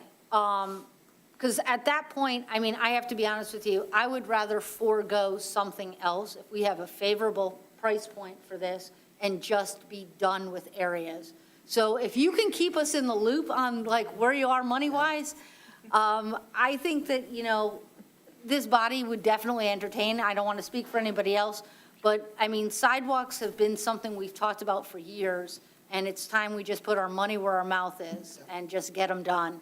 I think with these prices, you're right, Ms. Dillon. If we get close to that amount, if we find that volume is running us out of scope faster, absolutely, I would definitely want to come to the body for a budgeted amendment to include more scope. Fantastic. Well, thank you very much. Any additional questions, Mr. Gearbaugh? Just a couple. This will be just replacing the sidewalk. We're not going to be widening anything or changing any of that. Thanks. And how are you going to handle where the trees are raised? Are we going to just assume that we're going to take the roots out and then cut the trees down 5 years from now when they die, or? Well, we're going to cut the roots down so they don't damage the new sidewalk. Some of our tree inventory, and that conversation's coming, has lived its life. Some of our silver maples are now more damaging than they are good.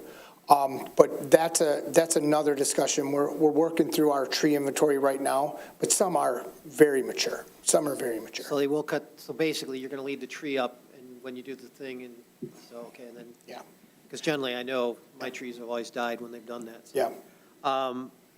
The only other thing is, we've talked about these ADA ramps, and has the ADA requirements changed significantly in the last 10 to 12 years? They've changed almost constantly every couple of years. Okay. What slope you were allowed 5 years ago is not allowed. Where you have receiving ramps are not allowed. I think some of the earlier thoughts in ADA wasn't necessarily the blind traveling. Now we've got, the rumble strips and receiving areas even in just roads. So even stuff that we've done in the last 5 years is probably out of compliance, and we have to take it out? Unfortunately, yes. I know that was an issue down in Detroit at one point, so. Yeah. Okay. Thank you. I'm glad this is moving forward, and if we do need to provide funding to finish out that subdivision, then that's fine. I think there's money in the funds for that. Excellent. Thank you. Any last questions? Councilmember Rice. Why are we not including Saline River Drive and like the Arboretum area while we're doing those road projects? Well, I can't, I had a budget number I didn't want to exceed and ask for a budget adjustment. We just got the budget approved. Okay, fair enough. Go ahead. One last thing, Mr. Girma. My apologies. You mentioned the ordinance. Yeah. Do we need to revise the ordinance, or is it due process concerns that we have to continue to do it the way it is? No, I looked at the ordinance. The only thing that was holding us back was the policy, sidewalk policy. At the end of the day, the ordinance is still solid and can be 30 days. We won't miss the construction season. Okay, thank you. Okay, we have a motion on the floor moved by Dillon, seconded by CO to simply acknowledge receipt. All those in favor say aye. Aye. Opposed say nay. Ayes have it, the motion carries unanimously. Is there a motion now to award or not to award? Move to award. Moved by Gearbout to award. Is there a second? Second. Seconded by Mayor Pro Tem Dillon. Is there any additional discussion? Thank you, Larry. Appreciate it. There is none. All those in favor of awarding say aye. Aye. Opposed say nay. Ayes have it, the motion carries 6-0. We move on to new business item 24-135, appointment proclamation. This will be a motion to acknowledge receipt and adopt or not to adopt the proclamation for continued appointment for the Saline Area Fire Board to Mayor Morrow and Mayor Pro Tem Janet Dillon. Move to acknowledge and to adopt. Moved by Gearba to acknowledge and to adopt, and was that seconded by CO? Yes, sir. Thank you, sir. Okay. Any comment or discussion? Mr. Gearba? I would just like to mention that I want to continue to provide the support to our representatives to the fire board. We still continue to have our needs for our city to be addressed, and I believe moving forward as an organization, there's a number of concerns and things that have been identified through many risk management reports and things, and I encourage our representatives to continue to look out for the best for the city and for our entire community. Very good. Any additional comments? Councilmember Rice? For the benefit of the community, I would like to acknowledge that our representation does take into account the rest of council. They represent the rest of council, and things are not being done in a vacuum from our current representation and the representation that we are going to vote for tonight. So I have full confidence in our representation, and I don't want to speak for the rest of council, but I do believe that they represent us well. Thank you. If there are no additional comments or discussion on the motion, we'll proceed to vote. It's been properly moved by Gearba, seconded by CO to acknowledge and to adopt. All those in favor say aye. Aye. Opposed say nay. Ayes have it. Motion carries 6-0. We move on to new business item 24-137, lab testing service policy. This will be a motion to acknowledge receipt of the memo from City Manager O'Toole and to adopt or not to adopt the lab testing services policy. Move to acknowledge and adopt. Moved by CO to acknowledge and to adopt. Is there a second? Second. Seconded by Harmount. City Manager O'Toole, do you care to make a brief comment? During our discussion on the annual fee book, it was determined that we wish to proceed with eliminating the past practice of allowing outside lab testing services at our water and wastewater lab facilities. This is viewed as a nominal impact to the city and really more of a risk reduction effort than anything in the future.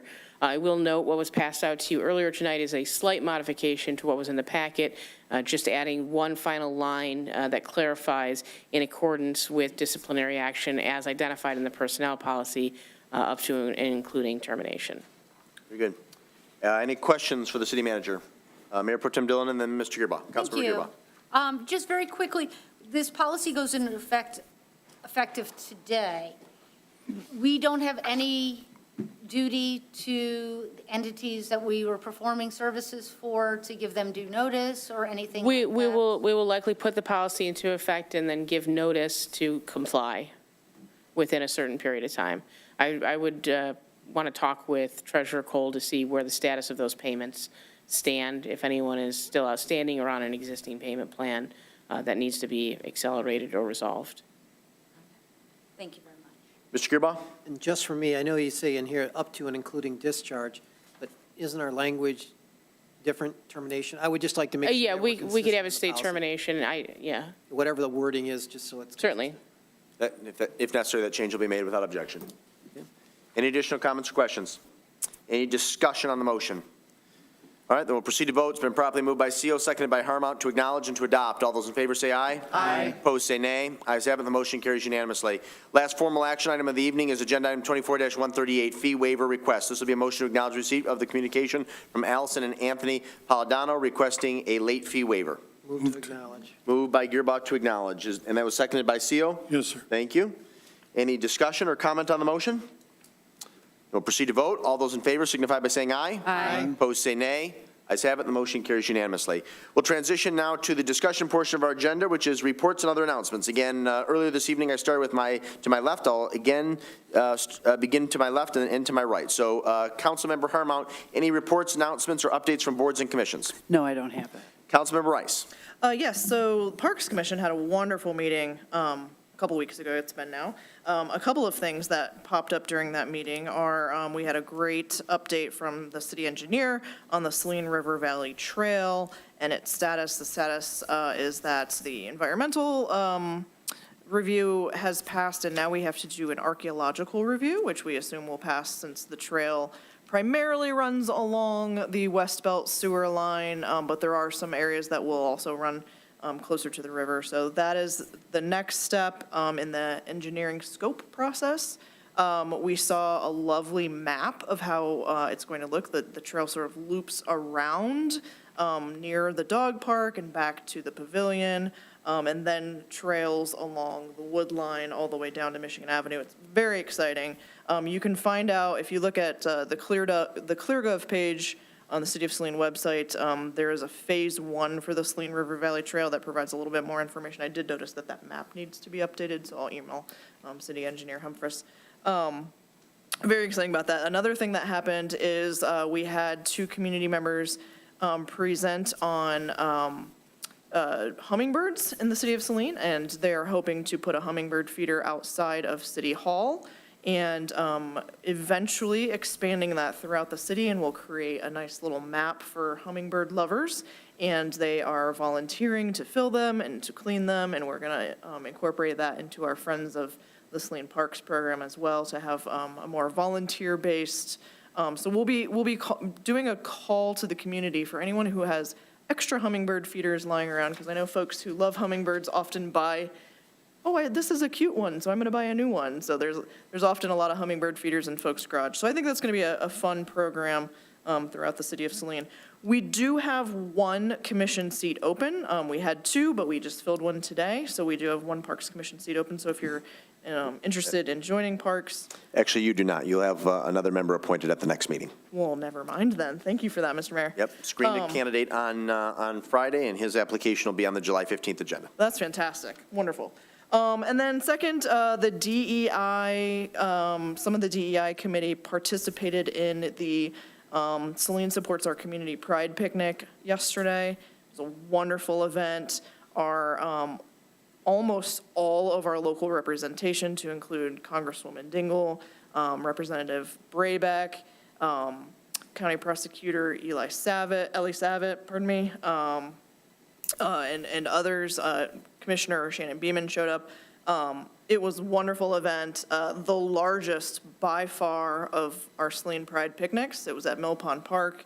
It was fun for all. They were able to get sponsorship this year from the community, which I feel is essential to events like this, to show that members and businesses throughout the community are also supporting these efforts. It was just a wonderful day all around, so I look forward to continuing to support that organization as they plan events like that in any way that we can throughout the city DEI committee. And that's all. Thanks. Very good. Councilmember Gearbaugh, reports, Board of Commission updates, or any other announcements? Sure, a couple. Planning this past week met to discuss changes to our temporary structure ordinance, or I guess I'd call it ordinance. Also about seasonal and temp sales, some of that information. And then also we moved forward on the redefine of the PUD and changing some of that aspect, which will be coming to council after it is reviewed by the policy committee. A couple things I'd like to announce for the Historical Society. We encourage all the community to come out and visit us at the July 6th event that recognizes the 4th of July from 11 to 3 this coming Saturday. Basically, we'll have some games. The Velocipede will be out. The museum will be open. Just something to recognize the independence of our country. I'd also like to thank the Saline Library that had a storybook read out at the farm, which is one of the things that we'd like to continue to hold as a possibility to really promote the education and aspect of our farm. I believe the library is doing a number of these storybook reads in our parks and around communities, which are a great way to have kids come and be participate as part of that and be able to enjoy the ideas of reading. Lastly, I would like to, if I could, mention to our city manager, if she could summarize again her statement regarding the SALT initiative and provide that information to our citizen, Mr. Chan Ming, because I believe that will give us the impression in whatever the city is moving forward on that idea. And with that, I believe that's all I have at this time. Very good. Very briefly, Mr. Seo and I attended the most recent SEMCOG General Assembly in downtown Detroit at One Campus Marsh this past Thursday. One of the documents or one of the topics that was discussed was this, it's not necessarily a forthcoming ballot proposal, although it may be on the November ballot, but the chances at the moment are less than 50-50. I know I've messaged on this before, an Axe My Tax citizen-led ballot initiative, which would eliminate all property taxes in the state of Michigan and then develop a replacement formula. The replacement formula for cities would have us funded at about 1/5 our current revenue. Schools, for public schools in the state of Michigan, there is no identified revenue replacement. So needless to say, that would be absolutely devastating to core services across the state of Michigan, specifically police, fire, infrastructure, and SEMCOG, along with MML, the Michigan Townships Association, Michigan Association of Counties, is encouraging the dissemination of information via elected and appointed officials. So there's an excellent 2-page fact sheet that was provided to me. I have that scanned and I will send it out to you tomorrow. Colleen, or City Manager O'Toole and I, had a brief meeting on Friday with Superintendent Lesh and School Board President McVeigh, and I'll also be providing it to them as well so that they can disseminate it to their school and school board colleagues. Mayor Pro Tem Dillon, any reports, announcements, or board committee updates? Thank you. No, I don't have any committee report outs. Just a couple of quick announcements. Wanted to first thank the library for their Juneteenth event. It was a wonderful event, so thank you for that. And I also want to tell you that I know firsthand that our dispatch system works well. For people that had concerns about calling and response times, I just want to share with you, last week I was driving down Maple Road early in the morning, and I get near the middle school and I'm looking over electronics going, something doesn't seem right. And there were 10-foot flames coming from a car. So I called 911, and literally within 5 minutes, the fire department was on site. So calling dispatch works. I know that people were concerned about dispatch being outsourced, but calling dispatch at the county level does work. And it does get our police and our fire to where they need to be. So please feel secure in knowing that. And then lastly, totally unrelated to that, I want to start a conversation with this body about a Porta-John.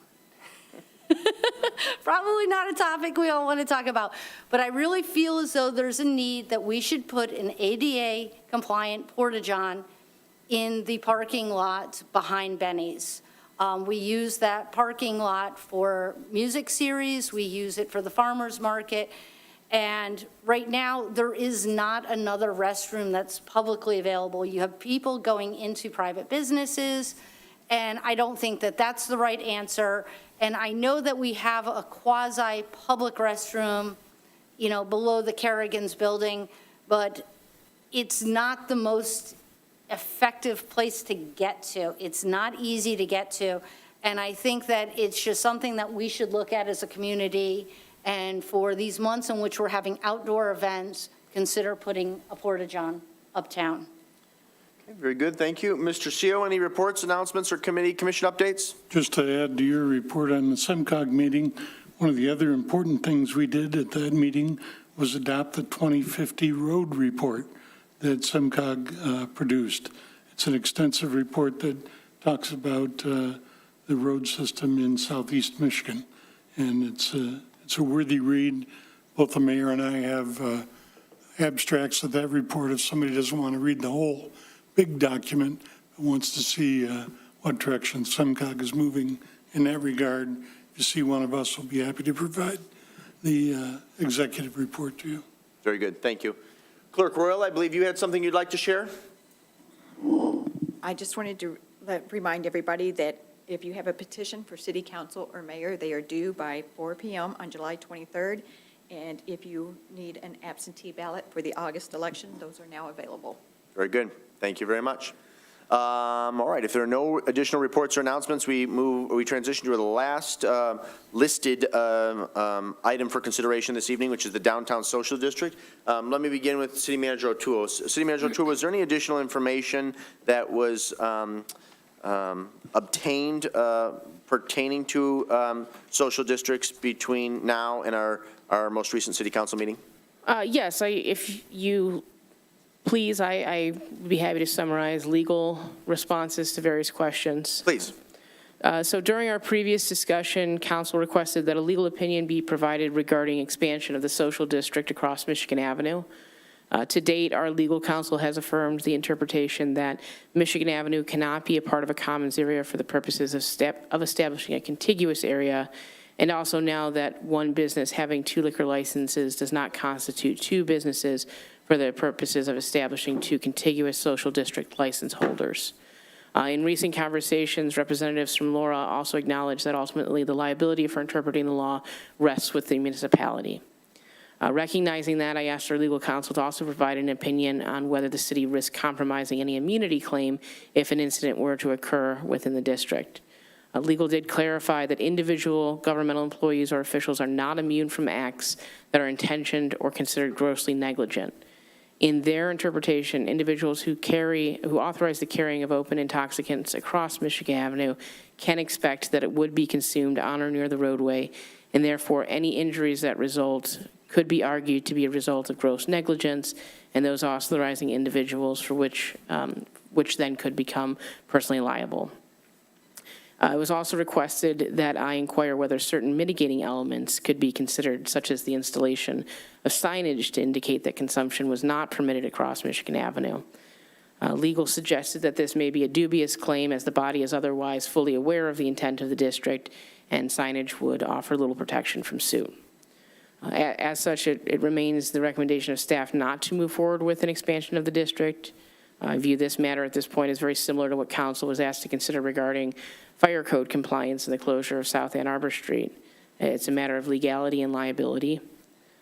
And also, I recognize the need for some closure to this matter. The city has spent considerable staff time and resources reviewing the issue, and it's probably not entirely prudent to continue to expend staff time, legal resources, and time away from other projects of the city to continue debating it, though I respect deeply the desire to want to find a solution or an alternative.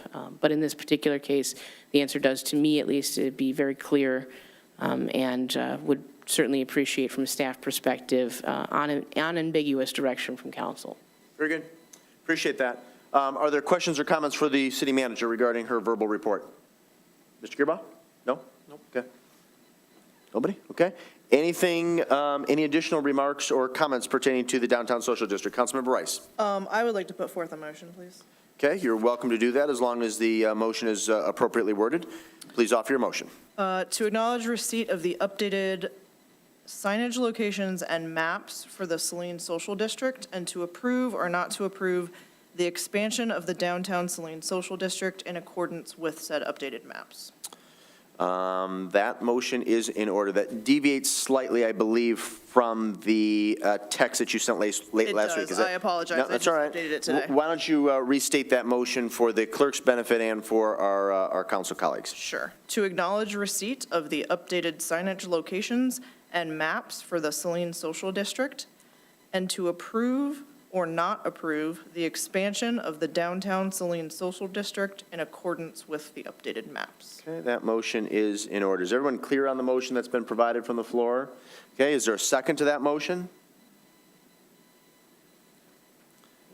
I'll second for discussion, affirming that I'm not committed to voting in favor of the motion that's offered. Go ahead and make some comments if you would, Councilmember Rice. Sure. So I believe that Saline Main Street based their updated maps on similar maps that were provided to us, shown in our packet, that Chelsea provided, as well as Clinton and Howell, all of which cross major highways, or not major highways, but cross highways within their cities.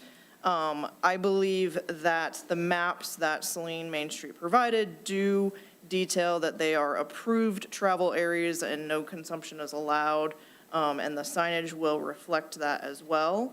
And I believe that a precedent has been set by other cities to move this forward.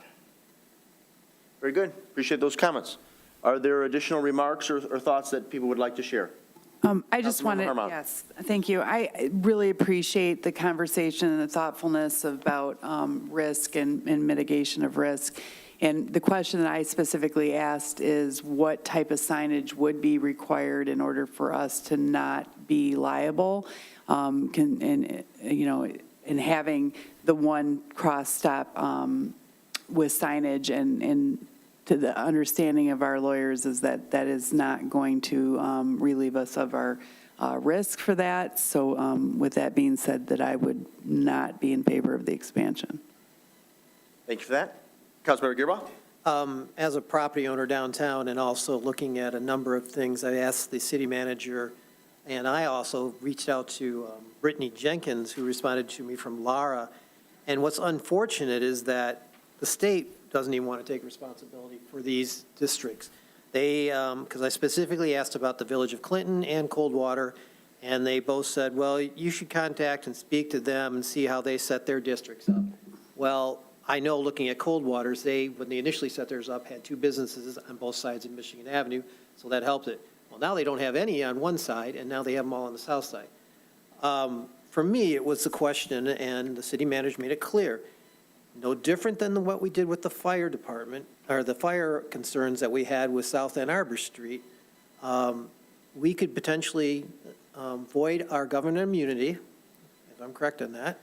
It would largely be exposing yourselves to personal liability. And that's the other piece, exposing. Although I love my community, I'm not willing to forego my home, my properties, my assets for what I believe is, a property owner's responsibility. And this is part of a business thing. We're not denying Dan's from the ability to run his operations or do whatever. He just can't take a drink across Michigan Avenue. The second we get another business on the other side, more than welcome, and I think we're going to do it. For me, it's that issue of I'm not willing to risk all of those assets, nor am I willing to risk the taxpayers' dollars for doing this if we should have an incident. The other concern was I asked about maybe we could indemnify the city by having a separate insurance policy. That does not solve that problem because, unfortunately, it's a state issue and whatever else. So there's a number of things we looked at. And I guess my other growing concern has been, and it seems to be going out, is that we're providing money to support the community downtown and everything, yet it's seeming like we're getting a lot of lobbying that's anti-city, and those dollars are being gathered together. This issue has been discussed for the last 4 years, and it's gone back and forth and whatever. I want to move it forward. I'm done with this. Let's get the district going, and if something changes on North Ann Arbor Street, we'll move it forward. Thank you, Mr. Gearbaugh. Additional comments or questions? Mayor Pro Tem Dillon. Thank you. As Mr. Gearbaugh said, we have previously approved a social district on the south side of the street. And I know that being at the music series on Thursday night, there were a lot of people that were disappointed that they weren't able to have drinks at the music series. That can happen. We can do that right now. And we can create a secondary social district once we have somebody on the north side, and we can create an area over there. And I'm just, at this point, I don't see why the city would not abide by the legal opinion that we have. I think it's just, you know, when we had the fire issue, we listened to the fire chief, and we decided that the liability was too great. Now we have legal opinions that say the same thing, that the liability is too great, yet we're choosing to, we're being asked to dismiss that. And so I want to be clear that the city is not opposed to doing social districts. Right now, we're opposed to potential liability. For me, that's the issue. And so I would love to see the social district moving forward right now on the south side. We approved it. It was a plan. And let's see it happen, and then hopefully we can get a piece going on the north side, too. Very good.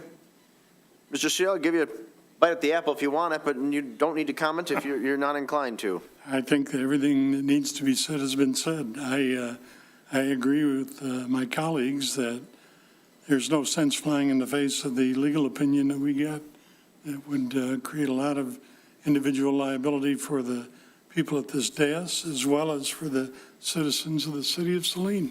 And I don't think it's a wise thing for us to do, to expose everybody to that kind of risk. Understood. Thank you for that. Are there any additional comments from the dais? Then we'll proceed to vote. There's a motion on the floor to acknowledge and to, I'm sorry. The motion as stated didn't say approve or not approve?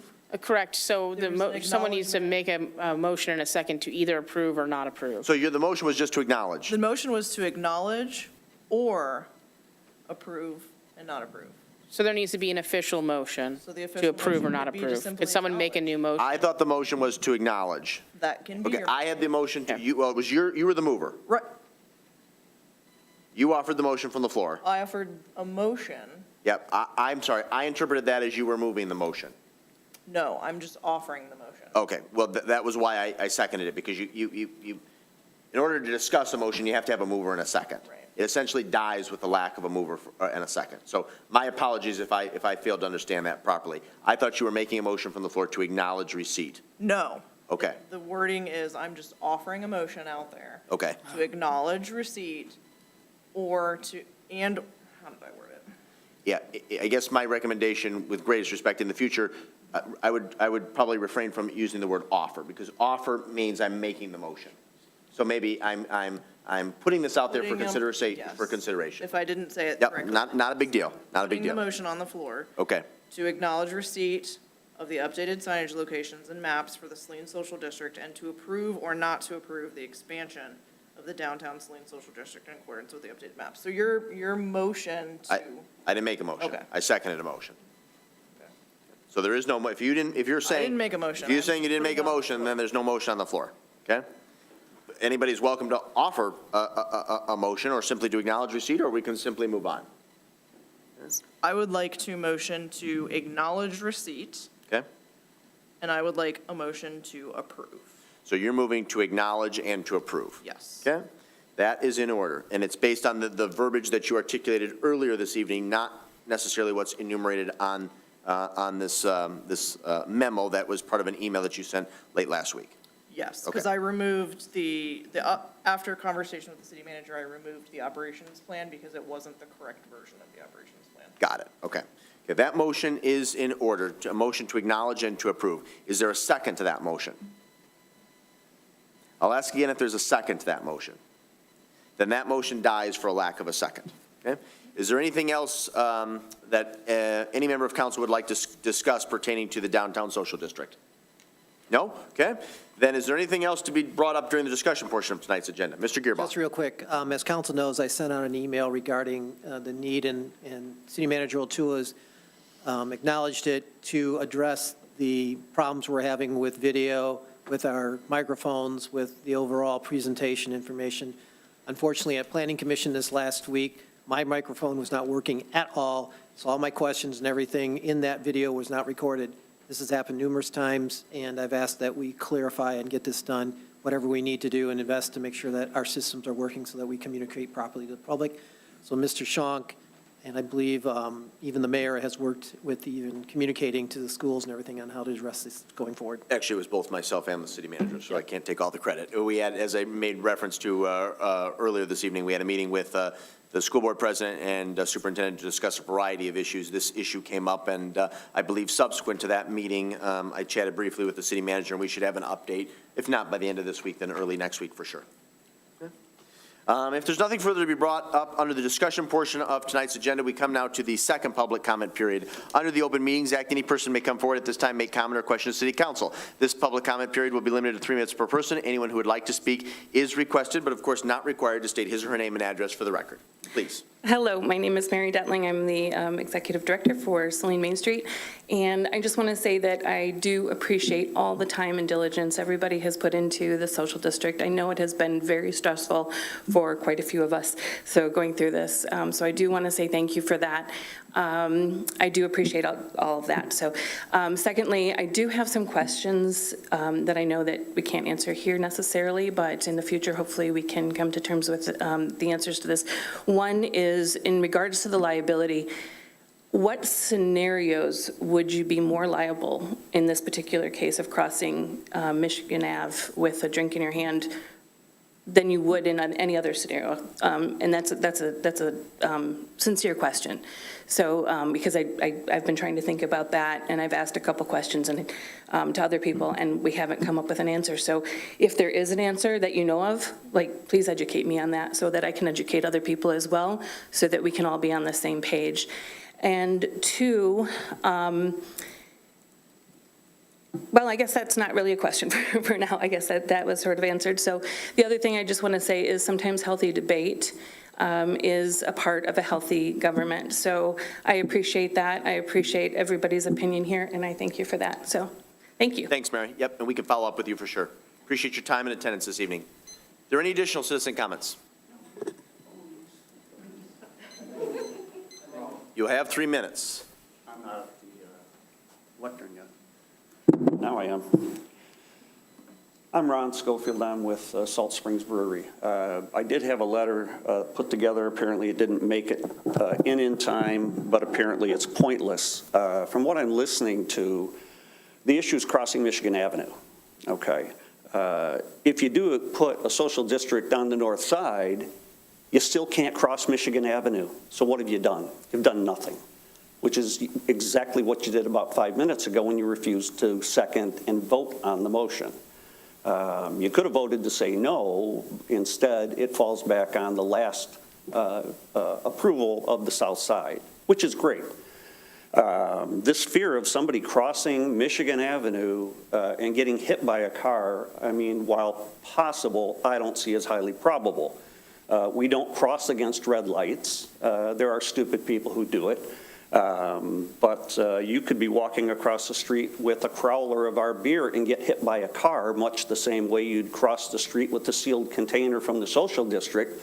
I'm not sure how that extends liability to you. The liability is on the stupid person that crossed the street, you know, and perhaps wasn't paying attention. I mean, I'm not a lawyer. I can't get into this, but it's just disappointing to see this 5 years to get to this point, and we can't find a way to make it across Michigan Avenue and include Dan Colander, Dan's Tavern. The reason that Paul put out that missive about it's all or nothing was trying to show solidarity. which is what the city's been trying to do with get the north and south together, quit using Michigan Avenue as a flippant excuse to divide the community. And here, everybody up here now is reinforcing the division between the north side and the south side. And I'm kind of ashamed that you didn't second and take a vote, at least to take a voiced vote, that you would say no, or whoever would say no. I just think it's silly. I mean, there are dangerous things that go on all the time that you're probably at some level exposed to a particular liability. It seems there's a workaround here somewhere. But if the council is going to rest on, I'm afraid to be sued because somebody might get hit crossing the street, well, that's where it is. And like I say, if you did extend a social district, maybe somebody came into the old Drowsy Parrot with a liquor license, now you have Dan and that person, well, they can have a social district, but nobody can cross the street because it takes us right back to where we have the discussion tonight. So it just seems pointless. Dan and Paul, Wally, and I will talk about this, about whether to go forward with it, but I just see a timid council that just is going to fall back on what ifs rather than taking a step forward and finding a way to solve the problem. So that's my 3 minutes. Thank you, folks. Thank you for your comments. Any additional citizen comments this evening? Good evening again, Chang Ming Fan, Mr. Mayor, council, friends. I rise again. I want to first recognize our great leader, especially two ladies over there, Main Street, and all of other people who make this city so beautiful, especially in a Saturday morning. What is it, farm? Yes, and this is so great. I'm so thankful, which is I spent $2 buy the beautiful flowers, which is I have to spend more than $6. And also, the farmers were so good, and that's happened because of the volunteers, the great leaders. So I just want to urge everybody recognize their hard work, and also I want to get back to you, all of you, especially the mayor, and all others participate in the event June 10th. Which is celebration of that. Not many the city do that, not many library do that. So that is so nice, which is I just so moved. As one of, I just learned the term called BIPOC, right? Black, indigenous, people of colors. And you're all white. From left to right to left, you're all white. But I don't feel being discriminated, and also I feel encouraged. The hot day and the cake, and also good things over there in our lives to celebrate and then give the lectures where I learned quite a lot. So I really appreciate that, and especially people like you to continue this event. I hope next year, which is more people can come. And one last thing is, if I have time. Got 1 minute. I want to go very quick. Starting from three big actions, big ideas, and big challenges.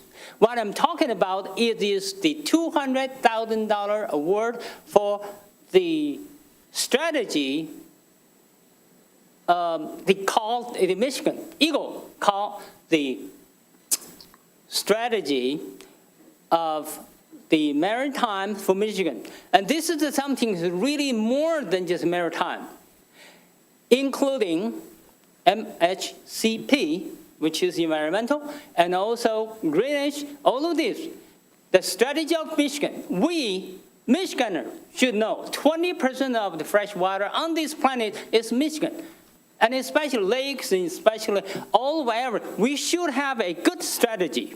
And therefore, I want to, as one qualified, not individual, business owner, to challenge that, to participate. I hope you support me. Thank you. Thank you, Cheng Ming. Appreciate your comments. Are there any additional citizen comments this evening?